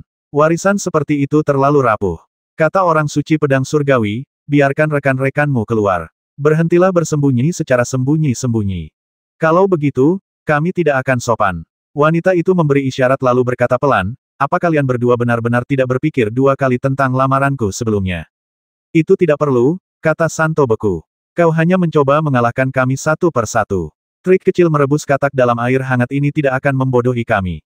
Kasihan sekali, keluh wanita itu. Pada saat itu, sesosok muncul dari gunung. Sosok itu adalah seorang pria raksasa yang tingginya hampir 3 meter, bagaikan menara besi. Ia menunduk dengan senyum muram di wajahnya, lalu tiba-tiba melompat turun dari gunung. Kapak besar yang diangkat di tangannya memunculkan tirai cahaya. Tahta suci Beku menarik napas panjang, mengangkat tangannya keluar, dan gumpalan kabut menyebar di langit dan bumi. Sosok wanita itu melesat maju, tetapi bunga-bunga es yang tak terhitung jumlahnya muncul dalam kabut yang menyebar, berputar dan memotong di sekelilingnya, memercikkan cahaya kemasan. Kecepatan wanita itu tiba-tiba melambat. Ia tampak kesal dan tidak berani maju. Ia terhuyung mundur. Ini seharusnya menjadi kesempatan bagi Santo Beku untuk mengejar, dan pria raksasa di atas seharusnya diserahkan kepada Santo Pedang Langit. Namun, Santo Beku menutup mata dan mundur, alih-alih maju. Tahta suci pedang surgawi menunjuk dengan jarinya, lalu sebuah pedang kecil nan indah dengan panjang sekitar 1 inci melesat keluar, menghantam tirai cahaya yang diangkat oleh manusia raksasa itu. Tirai cahaya yang menggantung di langit bagaikan cermin raksasa, dan pedang kecil yang indah itu hanya sepanjang 2 inci. Kekuatan yang terkandung di dalamnya tampak berada di level yang sama sekali berbeda, tetapi hasilnya justru sebaliknya. Boom! Pedang kecil yang indah itu dengan mudahnya menembus tirai cahaya, dan dengan ledakan yang memekakkan telinga, ia terus maju, mencabik-cabik tirai cahaya itu sepotong demi sepotong, dan akhirnya melesat ke arah wajah raksasa itu. Raksasa itu tahu betapa kuatnya pedang itu, jadi ia mengangkat kapaknya lagi dan menebasnya sekuat tenaga. Bilah kapak yang berat, syarat dengan kekuatan dahsyat, menghantam pedang kecil yang indah itu. Boom! Pedang kecil nan indah itu terguncang dan terlempar kembali berputar-putar, sementara tangan dan kapak raksasa itu juga terangkat tinggi ke udara. Pada saat itu, sesosok kurus melesat keluar dari belakang raksasa itu dan melesat menuju singgasana suci pedang surgawi bagai kilat. Pedang kecil nan indah itu masih berjadewa di udara. Sepertinya inilah saat di mana Santo Pedang Surgawi berada pada titik terlemahnya.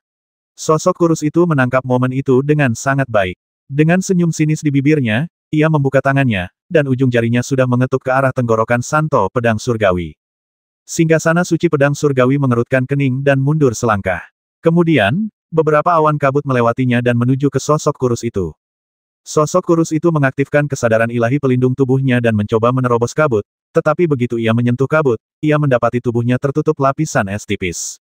Es itu tampak hidup, meremas dan mengiris tubuhnya, menyebabkan kesadaran ilahi pelindung tubuhnya bergetar hebat, dan kekuatan spiritualnya pun terkuras dengan sangat cepat. Sosok kurus itu terkejut, berhenti tiba-tiba, lalu terlempar mundur. Santo Pedang Surgawi mengacungkan jarinya, dan pedang kecil nan indah itu melayang turun, melesat tepat ke arah punggung sosok kurus itu. Kecepatan pedang indah itu luar biasa cepat dan tiba dalam sekejap. Sosok kurus itu segera berubah arah, tetapi sebisa mungkin ia menghindar, pedang indah itu selalu mengejar di belakangnya, dan es yang menyelimuti tubuhnya tidak menghilang, yang sangat memengaruhi pergerakannya dan jarak antara kedua belah pihak pun dengan cepat diperpendek. Sosok kurus itu tahu bahwa dia tidak bisa melarikan diri, jadi dia tiba-tiba berhenti dan membiarkan pedang kecil yang indah itu menembus tubuhnya. Boom! Sosok kurus itu hancur berkeping-keping, namun pada saat ledakan itu terjadi, cahaya keemasan terbang ke langit dari tempat asalnya, dan saat berikutnya, sosok kurus itu berjalan keluar dari cahaya keemasan itu. Hehe, wanita itu tertawa. Sudah kubilang dua orang ini susah dihadapi. Aku sudah suruh kalian semua ke sini, dan kalian malah menertawakanku. Apa katamu sekarang?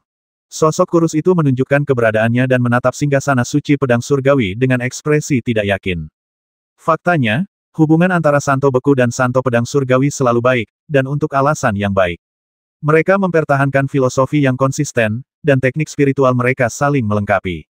Teknik salju tajam dan teknik es misterius milik Santo Beku memungkinkan penguasaan medan, sementara Santo Pedang Surgawi dapat mencapai terobosan dalam satu area. Ketika tahta suci Beku dan tahta suci Pedang Surgawi bersatu, peningkatan kekuatan tempurnya bukan hanya 1 tambah 1 sama dengan 2, tetapi meningkat berkali-kali lipat. Sepertinya kita perlu menggunakan beberapa keterampilan sungguhan, kata sosok kurus itu dengan suara serak. Hati-hati, wanita itu mengerutkan kening. Pedang terbangnya sangat aneh. Pedang itu hanya bisa menghancurkan patung Dharma. Apa katamu? Sosok kurus itu tertegun. Kalian semua di sini. Baguslah. Kata Santo Beku perlahan, aku selalu ingin tahu kemampuan apa yang kalian miliki. Para monster, yang bisa memaksa para penguasa kuno untuk mengasingkan diri dan mengunci wilayah kekuasaan mereka. Begitu ia selesai berbicara, Santo Beku tiba-tiba meraung, dan bunga-bunga es yang tak terhitung jumlahnya menyebar ke segala arah dengan kakinya sebagai pusatnya. Dalam sekejap, seluruh lembah tertutup lapisan perak. Para praktisi itu tidak berani tinggal di tanah dan terbang ke udara. Namun, udara juga tidak aman. Mengikuti gerakan Santo Beku, paku-paku es tajam yang tak terhitung jumlahnya bersiul dan berguling ke segala arah. Saat paku-paku es itu berterbangan, jika mereka menghadapi sedikit saja perlawanan, atau bahkan sedikit gesekan satu sama lain, mereka akan langsung meledak dan berubah menjadi serpihan es yang lebih kecil dan lebih tajam. Dalam sekejap, area dalam radius ratusan meter itu sepenuhnya tertutup oleh paku-paku es. Paku-paku es tersebut menyebabkan kerusakan fatal bagi praktisi biasa. Domain tersebut tidak banyak berguna dan hanya mampu menahan beberapa gelombang serangan paku es. Namun, suara ledakan terus berlanjut, dan pecahan-pecahan es yang berterbangan bagaikan gelombang pasang, satu gelombang demi gelombang, terus-menerus menghantam setiap sudut. Satu demi satu wilayah runtuh, dan seketika tubuh mereka tertusuk oleh paku-paku es yang tak terhitung jumlahnya, menghancurkan mereka menjadi serpihan daging dan darah.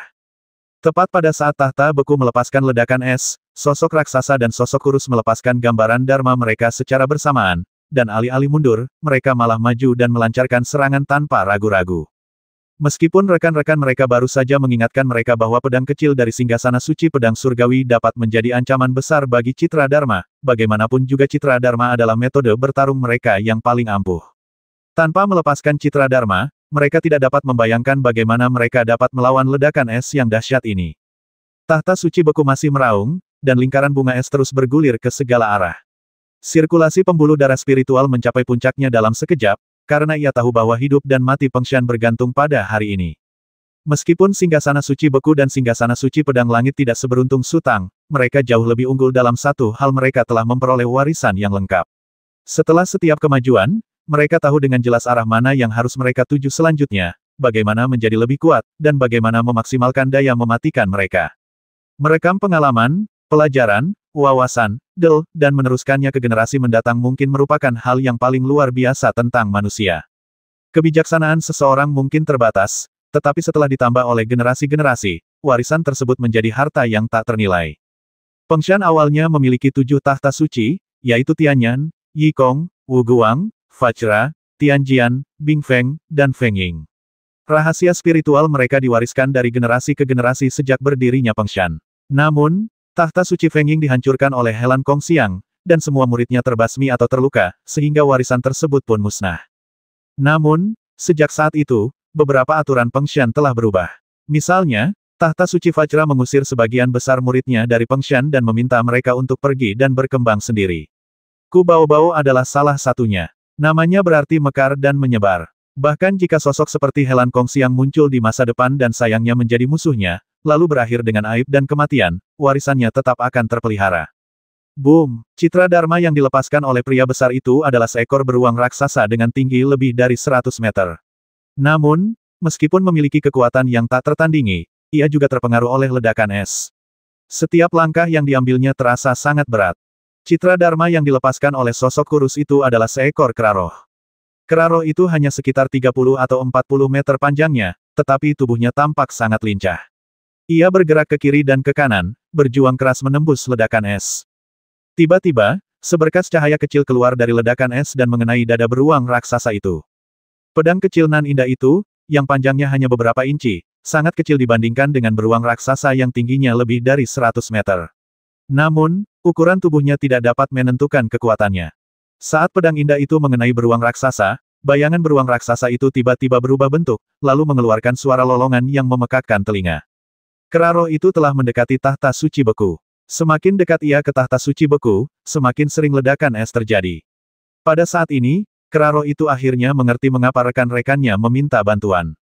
Berada di tengah badai es, patung Dharma yang tinggi itu akan terus-menerus menjadi sasaran serangan perlindungan yang ganas. Kehilangan kekuatan spiritualnya terlalu mengerikan. Ia hanya bisa bertahan paling lama 100 tarikan napas sebelum kekuatan spiritualnya benar-benar habis. Domain macam apa yang bisa memiliki kekuatan sebesar itu? Namun saat ini, ia tak lagi ingin memikirkannya. Singgasana beku berada tepat di hadapannya. Ia mengerahkan seluruh tenaganya, melompat ke depan, dan kera roh itu mengayunkan cakarnya, menyerang dari atas ke arah mahkota singgasana beku. Ukuran kera roh itu tentu saja jauh lebih kecil daripada beruang raksasa, tetapi tingginya tetap beberapa puluh meter.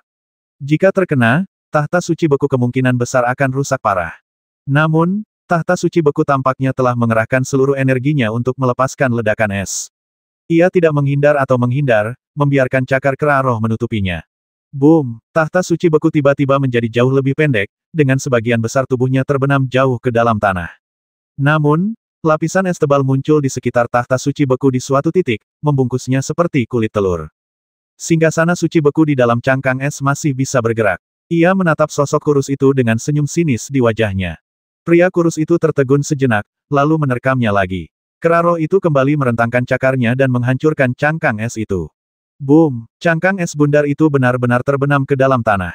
Serangannya sama sekali tidak memengaruhi urat nadi spiritual tahta suci beku. Frekuensi ledakan es semakin sering terjadi. Es dan salju di langit mengubur tubuh para praktisi itu dalam sekejap mata. Pria kurus itu tampaknya tidak menyangka akan mendapatkan hasil ini. Ia bergegas maju dan mencoba menggali cangkang es dari tanah dengan gambar dharmanya. Namun, mudah untuk menghancurkan cangkang es, tetapi sulit untuk menggalinya. Lagi pula, tahta suci pedang surgawi bukanlah barang yang sia-sia dan mustahil baginya untuk hanya berdiam diri dan menonton. Kilatan cahaya dingin menembus es dan salju, menembus langsung ke arah kera roh. Pria kurus itu tahu betapa tangguhnya wujud beruang raksasa temannya, dan ia juga mendengar lolongan tadi. Ia tak berani menghalanginya dan segera mundur. Sebenarnya, sangat mudah untuk menghadapi Santo Beku dan Santo Pedang Langit. Jika hanya ada satu Santo Beku, mereka dapat mempertaruhkan nyawa dan mengandalkan kekuatan tempur Citra Dharma untuk maju ke depan. Jika hanya ada satu Santo Pedang Langit, itu juga mudah. Meskipun pedang kecil yang indah itu dapat menyebabkan kerusakan serius pada Citra Dharma, mustahil untuk membasmi mereka secara instan. Jika mereka bertahan sebentar, mereka pasti akan memanfaatkan kesempatan untuk menyerang balik. Namun, ketika tahta suci beku dan tahta suci pedang surgawi bertarung berdampingan, mereka merasakan sakit yang tak tertahankan. Sosok kurus itu mundur cepat, dan pedang kecil nan elok itu mengejar lebih cepat lagi. Hanya dalam sekejap, pedang itu mengenai kera roh lebih dari 10 kali berturut-turut. Setiap hantaman membuat sosok kurus itu terhuyung. Cangkang es di tubuh Frozen Saint hancur, dan dia mencoba bangkit dari tanah, tetapi saat dia baru saja bergerak, sebuah cakar tajam tiba-tiba terjulur keluar dari dinding gua, menembus pelindung tubuhnya seperti kayu lapuk, dan menusuk dalam ke dadanya. Singgasana suci beku tertegun sejenak, lalu meraung marah, dan cakar tajamnya segera ditarik kembali. Tak lama kemudian, lebih dari 100 meter jauhnya, wanita itu merangkak keluar dari tanah, mundur dengan senyum licik. Terakhir kali, dia menderita kekalahan telak di hadapan seni beku milik Santo Beku. Setelah akhirnya mendekati Santo Beku, dia tidak mampu menembus pertahanan Santo Beku. Selain itu, dengan bantuan Santo Pedang Surgawi, dia hampir terbasmi di tempat.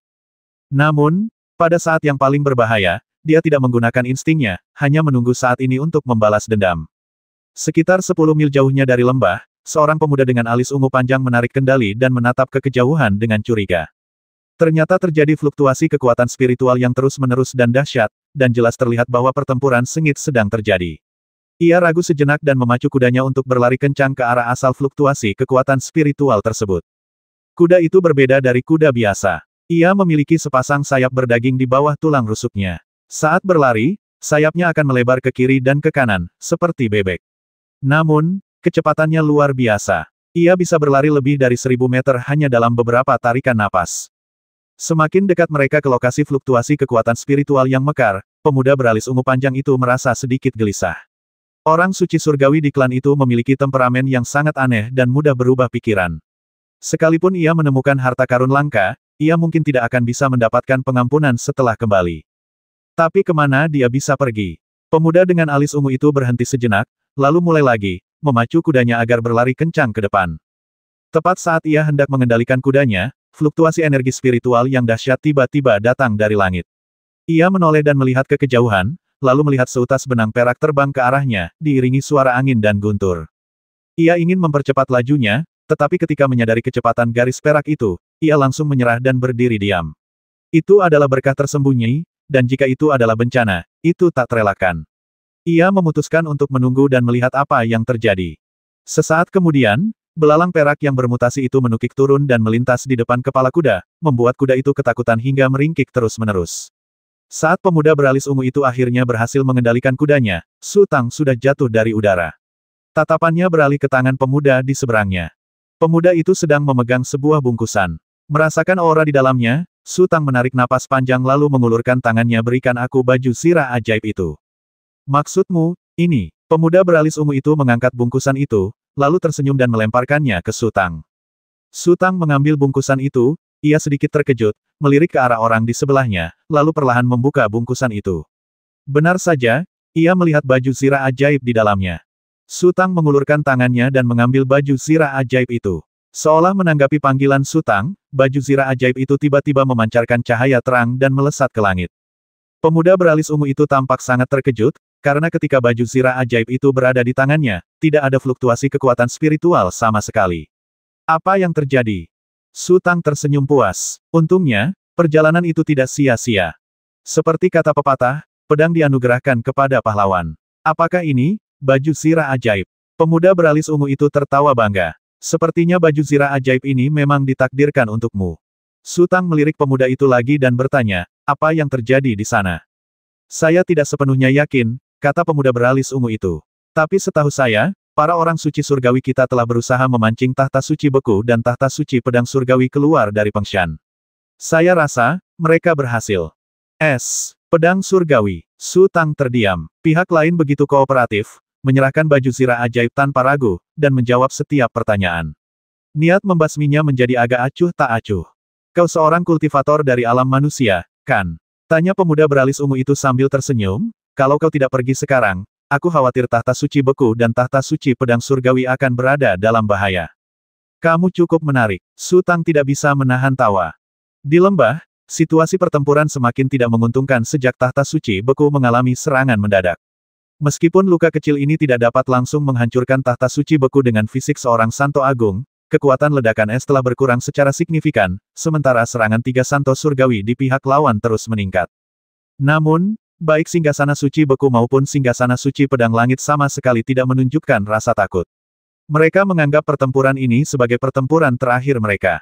Jika menang, mereka akan mempertahankan Fengshan. Jika kalah, itu akan menjadi akhir segalanya. Su Tang, yang telah menyelinap ke lembah, telah mengamati dengan tenang.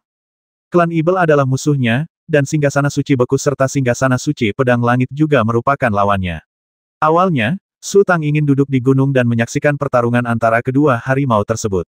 Ketika kedua belah pihak kalah, ia akan muncul dan memanfaatkan situasi tersebut.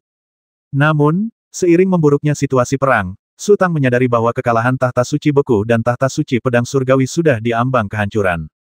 Tahta suci beku telah menjadi beban, dan tiga ibel besar di pihak lawan sangat ganas. Mereka berulang kali menjadikan tahta suci beku sebagai target utama, tetapi berusaha sekuat tenaga untuk tidak membasminya di tempat. Tujuan mereka adalah untuk segera menghabiskan kekuatan tempur tahta suci pedang surgawi. Santo pedang surgawi tahu betul rencana para ibel besar itu, tetapi ia tak punya pilihan selain menyelamatkan mereka. Meskipun pedang kecilnya yang indah dapat menjadi ancaman besar bagi citra Dharma, ia tak mampu memperbesar hasil pertempuran. Ketika ibel besar terus-menerus dihantam oleh pedang kecil yang indah itu dan situasinya menjadi sangat berbahaya, dua ibel besar lainnya akan mendukungnya sepenuhnya, atau menggunakan metode menyerang Santo beku untuk memaksa Santo pedang surgawi menghentikan serangan. Jika waktu dan tempatnya berbeda, Su Tang mungkin akan bertepuk tangan atas kekalahan tahta suci beku dan tahta suci pedang surgawi. Namun, kata-kata yang baru saja diucapkan pria beralis ungu itu masih terngiang di telinga Su Tang, membuatnya merasa berat. 18 klan Yanyun di dunia Ibel merupakan kekuatan besar di dunia Ibel, dengan status yang setara dengan 3 gerbang utama di dunia manusia. Mereka memanfaatkan kesempatan pertama untuk menerobos masuk ke dunia manusia, dan bisa dikatakan telah mengerahkan seluruh kekuatan mereka dan datang bersama seluruh klan mereka. Ini berarti ada total 18 Ibel besar di alam suci agung dalam 18 klan Yanyun. Dia melenyapkan salah satu dari mereka, tetapi 17 Ibel besar yang tersisa masih memiliki kekuatan untuk mendatangkan malapetaka di dunia manusia. Meskipun mereka yang bertarung dengan sengit di bawah semuanya adalah lawan, selalu ada perbedaan antara benar dan salah. Setelah merenung cukup lama, Su Tang akhirnya membuat pilihan. Tepat saat ia hendak bergerak, situasi di medan perang tiba-tiba berubah. Singgasana suci beku, yang tampaknya hampir kehabisan tenaga, tiba-tiba melepaskan kekuatannya sekali lagi. Riak-riak es menyebar dari singgasana suci beku, menyapu setiap sudut. Setiap rintangan yang ditemuinya akan memadat menjadi lapisan es tebal. Sosok raksasa dan pendek itu, yang ditopang oleh gambar dharma mereka, masih mampu menahan kekuatan es. Namun, wanita itu, yang belum pernah melepaskan gambar dharmanya, langsung berubah menjadi patung es. Saat berikutnya, singgasana suci pedang surgawi muncul dari badai es, dan pedang kecil yang indah itu berubah menjadi kilatan petir, melesat langsung ke arah wanita itu. Melihat situasi yang tidak menguntungkan, raksasa dan sosok pendek itu secara bersamaan melancarkan serangan dahsyat ke tahta suci beku dengan sekuat tenaga. Mereka ingin menggunakan taktik lama mengepung Wei untuk menyelamatkan Zhao dan memaksa tahta suci pedang surgawi untuk mundur. Namun kali ini, Santo pedang surgawi benar-benar tidak peduli dengan hidup atau mati Santo beku. Ia terus bergegas menuju patung es di depannya. Boom! Wanita itu berusaha sekuat tenaga untuk mengalirkan pembuluh darah spiritualnya dan berhasil menembus lapisan es. Namun, gerakannya masih agak lambat. Pedang kecil yang indah itu menembus bahunya, menyebabkan hujan darah. Wanita itu meratap dan melompat mundur dengan putus asa. Kursi suci pedang surgawi dengan cepat menangkapnya, dan cahaya pedang berubah menjadi bayangan yang tak terhitung jumlahnya, menyapu ke arah wanita itu seperti badai. Cahaya pedang yang dilepaskan oleh kursi pedang surgawi memiliki kekuatan yang mengerikan, bahkan mampu menghancurkan Dharmakaya. Kesadaran ilahi pelindung wanita itu tak berdaya melawan cahaya pedang tersebut. Hampir setiap tebasan pedang meninggalkan luka di tubuh wanita itu, tidak dalam maupun dangkal. Wanita itu berusaha mati-matian untuk melepaskan diri dari singgasana suci pedang surgawi, tetapi singgasana suci pedang surgawi menguncinya dan mencengkeramnya erat-erat. Namun, situasi Santo beku jauh lebih berbahaya daripada wanita itu. Serangannya benar-benar upaya terakhir, dan kekuatan ledakan es dengan cepat melemah. Dua ibel besar lainnya dengan cepat mendekatinya. Raksasa itu meraung, dan beruang raksasa, yang tingginya lebih dari 100 meter, menerkam jatuh dari udara dengan kekuatan yang dahsyat. Sang Santo beku menarik napas panjang, dan tubuhnya segera tertutup oleh es tebal. Boom! Kekuatan beruang raksasa itu luar biasa dahsyat. Hanya dengan satu pukulan, seluruh sosok beku itu lenyap dari tanah, dan bersama lapisan es tebal, semuanya terhempas ke tanah. Sosok pendek itu segera bergegas. Ia telah belajar dari pengalaman sebelumnya dan tidak menggunakan kekerasan. Ia bahkan menarik kembali gambar dharmanya dan hanya menggunakan cakarnya untuk menembus es. Jika ia memiliki kekuatan untuk melawan, seni roh beku milik Santo beku sangatlah mengerikan. Ia dapat menyerang semua musuh yang mendekat, tetapi musuh-musuh itu tidak dapat menyerangnya. Namun jika ia kehilangan kekuatannya, maka kekuatan pembekuan paling-paling hanya akan memberinya lapisan peti mati es tambahan. Saat berikutnya, lelaki kurus itu mengulurkan tangan dan meraih es, lalu mengangkat peti es itu dari tanah, lalu melemparkannya tinggi ke langit. Lalu raksasa itu melompat, mengayunkan kapak perangnya sekuat tenaga, dan menghantam peti es itu dengan keras. Peti mati es itu menghantam tanah bagai bola meriam, lalu meledak menjadi serpihan es yang tak terhitung jumlahnya. Kekuatan dahsyat itu tidak lenyap. Setelah menghantam tanah, tubuh tahta suci beku terlempar jauh, dan darah terus menyembur dari mulutnya. Setelah mendarat di tanah lagi, Santo beku nyaris tak bisa melompat, dan pandangannya kabur. Pria kurus itu sudah mendekat, mengangkat tangannya dan mengayunkannya, mengenai wajah Santo beku. Sosok Frozen Sein berguling lemah, luka di dadanya terkoyak, dan darah muncrat keluar lagi. Pria kurus itu menunjukkan senyum sinis. Sebenarnya, dengan serangan barusan, ia memiliki peluang besar untuk menghabisi tahta suci beku sepenuhnya. Namun, ia tak perlu terburu-buru. Jika ia bisa menyingkirkan tahta suci pedang langit terlebih dahulu, maka tahta suci beku, yang hampir kehilangan kekuatan tempurnya, akan menjadi sepotong daging di talenan mereka dan dibantai sesuka hati. Pada saat ini, tahta suci pedang surgawi melihat semua perubahan di belakangnya satu persatu, dan dia harus membuat keputusan yang tidak berdaya. Segera setelah itu, kursi suci pedang surgawi mencubit formula spiritual, dan pedang kecil yang indah itu menyerah mengejarnya dan tiba-tiba menusuk ke dalam tubuhnya. Boom! Kesadaran ilahi pelindung dari singgasana suci pedang surgawi meledak dengan dahsyat, berubah menjadi cahaya pedang tajam yang tak terhitung jumlahnya. Beberapa cahaya pedang terus mengejar dan membasmi wanita itu, sementara cahaya pedang lainnya menyatu dan berguling lurus menuju singgasana suci beku. Boom-boom, bercak-bercak darah terus bermunculan di tubuh wanita itu, dan cahaya pedang itu seakan memiliki kesadarannya sendiri. Setelah mengenai udara, mereka akan berputar dan berbalik, seolah tak akan berhenti sampai membasminya. Melihat situasinya tidak baik, kaki wanita itu tiba-tiba terkulai ke tanah dan menghilang tanpa jejak. Boom, boom, boom. Cahaya pedang itu, setelah kehilangan sasarannya, melubangi salju. Kemudian wanita itu muncul dari tempat lain dengan senyum puas di bibirnya. Ia kemudian mengeluarkan botol porselen kecil dan menuangkan pil dari dalamnya. Wanita itu menelan pil itu, lalu terbang ke puncak gunung, menemukan tempat, duduk bersila di atas salju, memejamkan mata, dan beristirahat. Perjuangan belum berakhir, dan ia perlu segera memulihkan kekuatan tempurnya. Melihat singgasana suci pedang surgawi datang memberi dukungan, sosok raksasa dan kurus itu segera minggir, meninggalkan singgasana suci beku yang terluka parah. Mati! Cahaya pedang yang tak terhitung jumlahnya yang terbang di atas benar-benar mengeluarkan suara gemuruh, dan gelombang suara saling terkait dan tumpang tindih, berubah menjadi suara gemuruh yang mengguncang bumi. Pedang itu akan menghancurkan sekte ini, mundur! Teriak pria raksasa itu. Tubuhnya mundur dengan cepat, tetapi citra dharmanya melesat menuju cahaya pedang yang datang. Sosok kurus itu menjerit dan melesat menuju lereng bukit bagai embusan angin. Tentu saja, ia tak lupa belajar dari rekan-rekannya dan melepaskan gambar dharma untuk menarik serangan cahaya pedang. Sosok singgasana suci pedang surgawi muncul di udara, tetapi bayangannya agak kabur. Kemudian, singgasana suci pedang surgawi mulai berputar cepat. Setiap kali berputar, ribuan titik cahaya terkelupas dari tubuhnya, lalu berubah menjadi cahaya pedang, bergulung ke segala arah. Cahaya pedang terbang menyelimuti langit dan matahari. Gambar dharma beruang raksasa itu bertahan dari ribuan serangan dalam sekejap, dan dalam waktu kurang dari setengah tarikan napas, ia runtuh dengan tenang. Raksasa itu mengayunkan kapaknya sekuat tenaga, menghalangi cahaya pedang yang memercik dari udara, tetapi cahaya pedang itu terlalu pekat, bagaikan merkuri yang tercurah ke tanah, menembus setiap lubang. Cahaya keemasan menyambar tubuhnya, dan noda darah terus bertambah. Sosok kurus itu berada dalam kondisi yang lebih buruk. Ia terkena cahaya pedang dan tersandung, bahkan jatuh beberapa kali. Pedang penghancur sekte mempunyai nama lain yaitu Dao Jiu-Jiu Agung, artinya seorang pendekar agung yang memiliki warisan pedang surgawi mampu melepaskan 99 gelombang hujan pedang penghancur dalam sekejap, namun faktanya, ia dapat melepaskan 100 gelombang, dan pukulan terakhirnya merupakan serangan basmi diri yang menghancurkan baik tubuh maupun jiwa. Boom, boom, boom. Serpihan es dan lumpur yang tak terhitung jumlahnya berhamburan di lembah, bahkan kabut tebal pun terbentuk.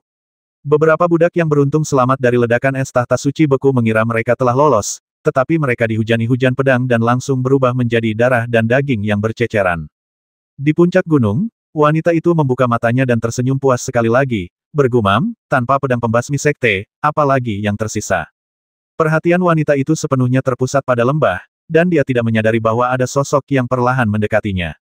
Saat ini, Su Tang tidak bernapas, juga belum mengaktifkan baju zirah sihir dan jiwanya.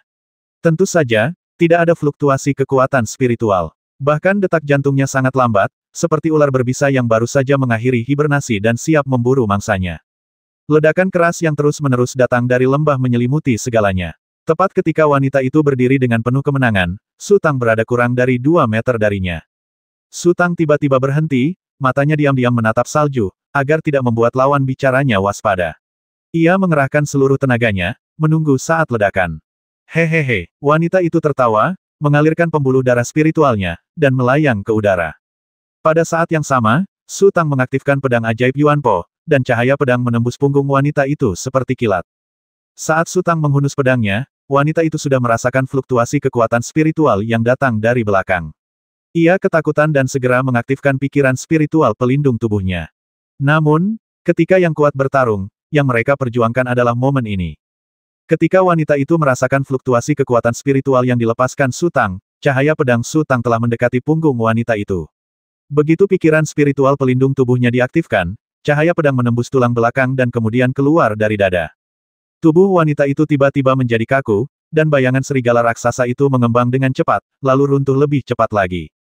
Citra Dharma memang kuat, tetapi ibel besar yang tidak sempat melepaskan citra Dharma atau mengaktifkan kesadaran ilahi pelindung, tidak jauh lebih kuat daripada kultivator biasa. Su Tang menendang punggung bawah wanita itu, dan tubuh wanita itu terlempar ke depan dan jatuh dari tebing. Kabut di lembah telah menipis, dan fluktuasi kekuatan spiritual yang dipancarkan Su Tang membuat khawatir dua ibel besar, begitu pula tahta suci beku dan tahta suci pedang langit. Plop, tubuh wanita itu jatuh lurus ke bawah dan mendarat di salju. Kedua belah pihak mendongak bersamaan dan menatap puncak gunung. Sosok Su Tang terbungkus pusaran hitam yang perlahan meluas, melayang di udara. Dalam sekejap, singgasana suci pedang surgawi membuat keputusan dan menerkam ke arah manusia raksasa itu. Senyum tersungging di bibir Su Tang. Ia tidak terburu-buru menyerang, melainkan hanya menunggu. Citra Dharma raksasa itu sangat kuat, dan kesadaran spiritual pelindungnya juga cukup kuat. Meskipun terluka parah, ia masih memiliki kekuatan untuk bertarung. Sosok kurus itu tampak sangat malu, jubah dan baju zirahnya robek berkeping-keping, dan ia bahkan tampak tidak dapat berdiri tegak. Santo Pedang Surgawi memutuskan untuk memilih kacang yang sulit dipecahkan, yang tidak hanya menunjukkan ketulusannya, tetapi juga mengungkap karakternya. Perkemahan dan karakter adalah dua hal yang sangat berbeda, dan Su Tang memiliki pemahaman mendalam tentang hal ini. Misalnya, Fang Yize telah menjadi pribadi yang sama sekali berbeda sejak mengalami serangkaian perubahan tragis. Ia kejam dan keji, serta diam-diam mempraktikkan teknik-teknik jahat. Meskipun Fang Yize menyembunyikannya dengan sangat baik, Su Tang memiliki wawasan yang sangat tajam dan telah merasakannya sejak lama. Secara umum, Fang Yize jelas bukan orang baik, tetapi dia adalah teman Su Tang, dan Su Tang juga percaya bahwa Fang Yize tidak akan melakukan apapun untuk menyakitinya. Setelah singgasana suci pedang surgawi mulai beraksi, Su Tang juga menerkam turun dari udara, dan cahaya pedang melonjak, berguling ke arah sosok kurus itu. Sosok kurus itu meraung marah dan mengulurkan kedua cakarnya secara bersamaan untuk menyambut cahaya pedang Su Tang. Boom! Sosok Su Tang baru saja berhenti, tetapi sosok kurus itu jatuh ke belakang sambil mengerang teredam. Tanpa melepaskan gambar Dharma, dengan bantuan kekuatan baju zirah magis, kekuatan Su Tang jelas merupakan yang terbaik. Sosok kurus itu dihantam habis-habisan oleh pedang penghancur tahta suci pedang surgawi, dan tak ada cara untuk menandingi Su Tang. Sosok Su Tang terbang ke depan, pedangnya berkelebat lagi, dan menusuk dada lawan dari kejauhan. Cahaya gila berkilat di mata sosok kurus itu. Ia tiba-tiba berdiri dan menyambut Su Tang, mengabaikan cahaya pedang yang dilepaskan Su Tang, lalu menyilangkan telapak tangannya dan berputar ke arah Su Tang. Boom! Kekuatan pedang Su Tang mengenai tubuh lawan, memancarkan cahaya keemasan yang menyilaukan, dan sosok kurus itu menyerbu dengan kekuatan pedang, melambaikan tangannya untuk melepaskan aliran kekuatan, yang bergulung ke arah Su Tang seperti gelombang pasang. Detik berikutnya, sosok Su Tang hancur berkeping-keping oleh aliran kekuatan tersebut. Kemudian, Su Tang muncul di belakang lawannya, dan pedang ajaibnya terhunus, memotong leher sosok itu. Seorang kultivator yang telah mencapai alam suci agung dapat bergerak maju mundur secepat kilat dan berputar bagai angin. Mustahil baginya untuk dipukul semudah itu. Namun, kekuatan spiritual sosok kurus itu telah terkuras habis. Jika kedua ibel besar itu bergabung untuk mengepung tahta suci pedang surgawi, yang telah mengalami kerusakan yang lebih parah, kemungkinan besar mereka akan berada di atas angin. Namun, ketika mereka bertemu Su Tang di masa jayanya, mereka hanya bisa dihancurkan.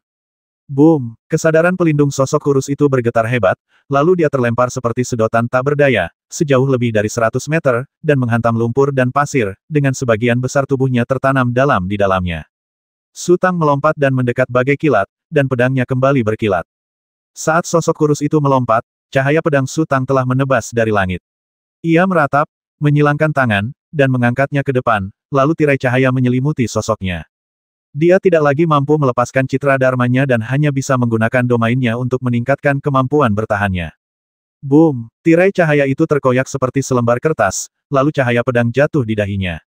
Sosok kurus itu jatuh kembali dan terbenam di lumpur dan pasir. Su Tang mengangkat pedang ajaibnya dan menebaskannya lagi. Sosok kurus itu tak sempat melompat dari lumpur dan pasir. Ia berusaha sekuat tenaga mengaktifkan kesadaran perlindungan tubuhnya. Sebenarnya, ia juga tahu bahwa pemblokiran pasif seperti itu tak akan mengubah hasil, tetapi saat ini, ia tak punya pilihan lain. Boom! Kekuatan pedang itu dibubarkan oleh kesadaran ilahi yang melindungi, tetapi pedang ajaib yang menebas dari jarak dekat langsung membelah cahaya keemasan yang berputar-putar dan memotong dahi sosok itu. Sosok kurus itu menjerit nyaring, mengulurkan tangannya, dan menggenggam pedang ajaib Su Tang erat-erat. Su Tang menutup jiwa pedang ajaib itu, dan pedang ajaib itu lenyap tanpa jejak, lalu pedang ajaib itu muncul lagi di tangan Su Tang. Sosok kurus itu tak dapat memahami perubahan ini dan menatap kosong ke tangannya. Pedang ajaib Su Tang telah jatuh. Mengandalkan kesadaran ilahi pelindung, ia menangkis beberapa pukulan berat Su Tang berturut-turut. Ini sudah batasnya. Pembuluh darah spiritual di tubuhnya mengering, dan ia hanya bisa menyaksikan pedang ajaib itu jatuh. Darah menyembur keluar, dan kepala sosok itu terbelah dua oleh pedang ajaib. Tangan dan kakinya bergerak-gerak tanpa sadar beberapa kali, lalu tak bersuara. Su Tang menoleh dan melihat ke arah medan perang tahta suci pedang surgawi. Pedang kecil nan indah dari tahta suci pedang surgawi memiliki keistimewaan yang luar biasa. Bahkan dapat dikatakan bahwa dalam pertarungan 1 lawan 1, tidak ada ibal besar yang bisa menjadi lawan tahta suci pedang surgawi. Raksasa itu juga bukan tandingannya. Meskipun tahta suci pedang surgawi hampir mencapai batas kekuatannya setelah melepaskan pedang penghancur sekte, ia masih mampu menekan dan mengalahkan raksasa itu. Cahaya pedang berputar-putar di sekitar pria raksasa itu seperti ikan yang berenang. Salah satu matanya telah dibutakan oleh pedang yang luar biasa itu. Langkahnya sangat sulit dan ia tersandung di setiap langkah. Ia hanya bisa bertahan dengan mengandalkan tekadnya untuk bertahan hidup. Akhirnya, pedang kecil nan indah itu melewati leher raksasa itu, menyebabkan hujan darah. Raksasa itu mengulurkan tangan untuk meraihnya, tetapi pedang kecil nan indah itu dengan cepat berputar setengah lingkaran dan melewati sisi lain leher raksasa itu. Raksasa itu terhuyung mundur beberapa langkah dan terduduk di tanah. Ia masih enggan menyerah dan mengangkat kapaknya sambil meraung. Sesaat kemudian, pedang kecil nan indah itu menembus mulutnya yang terbuka, menghentikan omannya secara tiba-tiba. Su Tang melangkah maju dan perlahan berjalan menuju singgasana suci beku. Singgasana suci pedang surgawi sangat gugup dan akhirnya menyerahkan raksasa yang sekarat itu dan terbang kembali. Su Tang berhenti, menatap tahta suci pedang surgawi, lalu tersenyum. 720.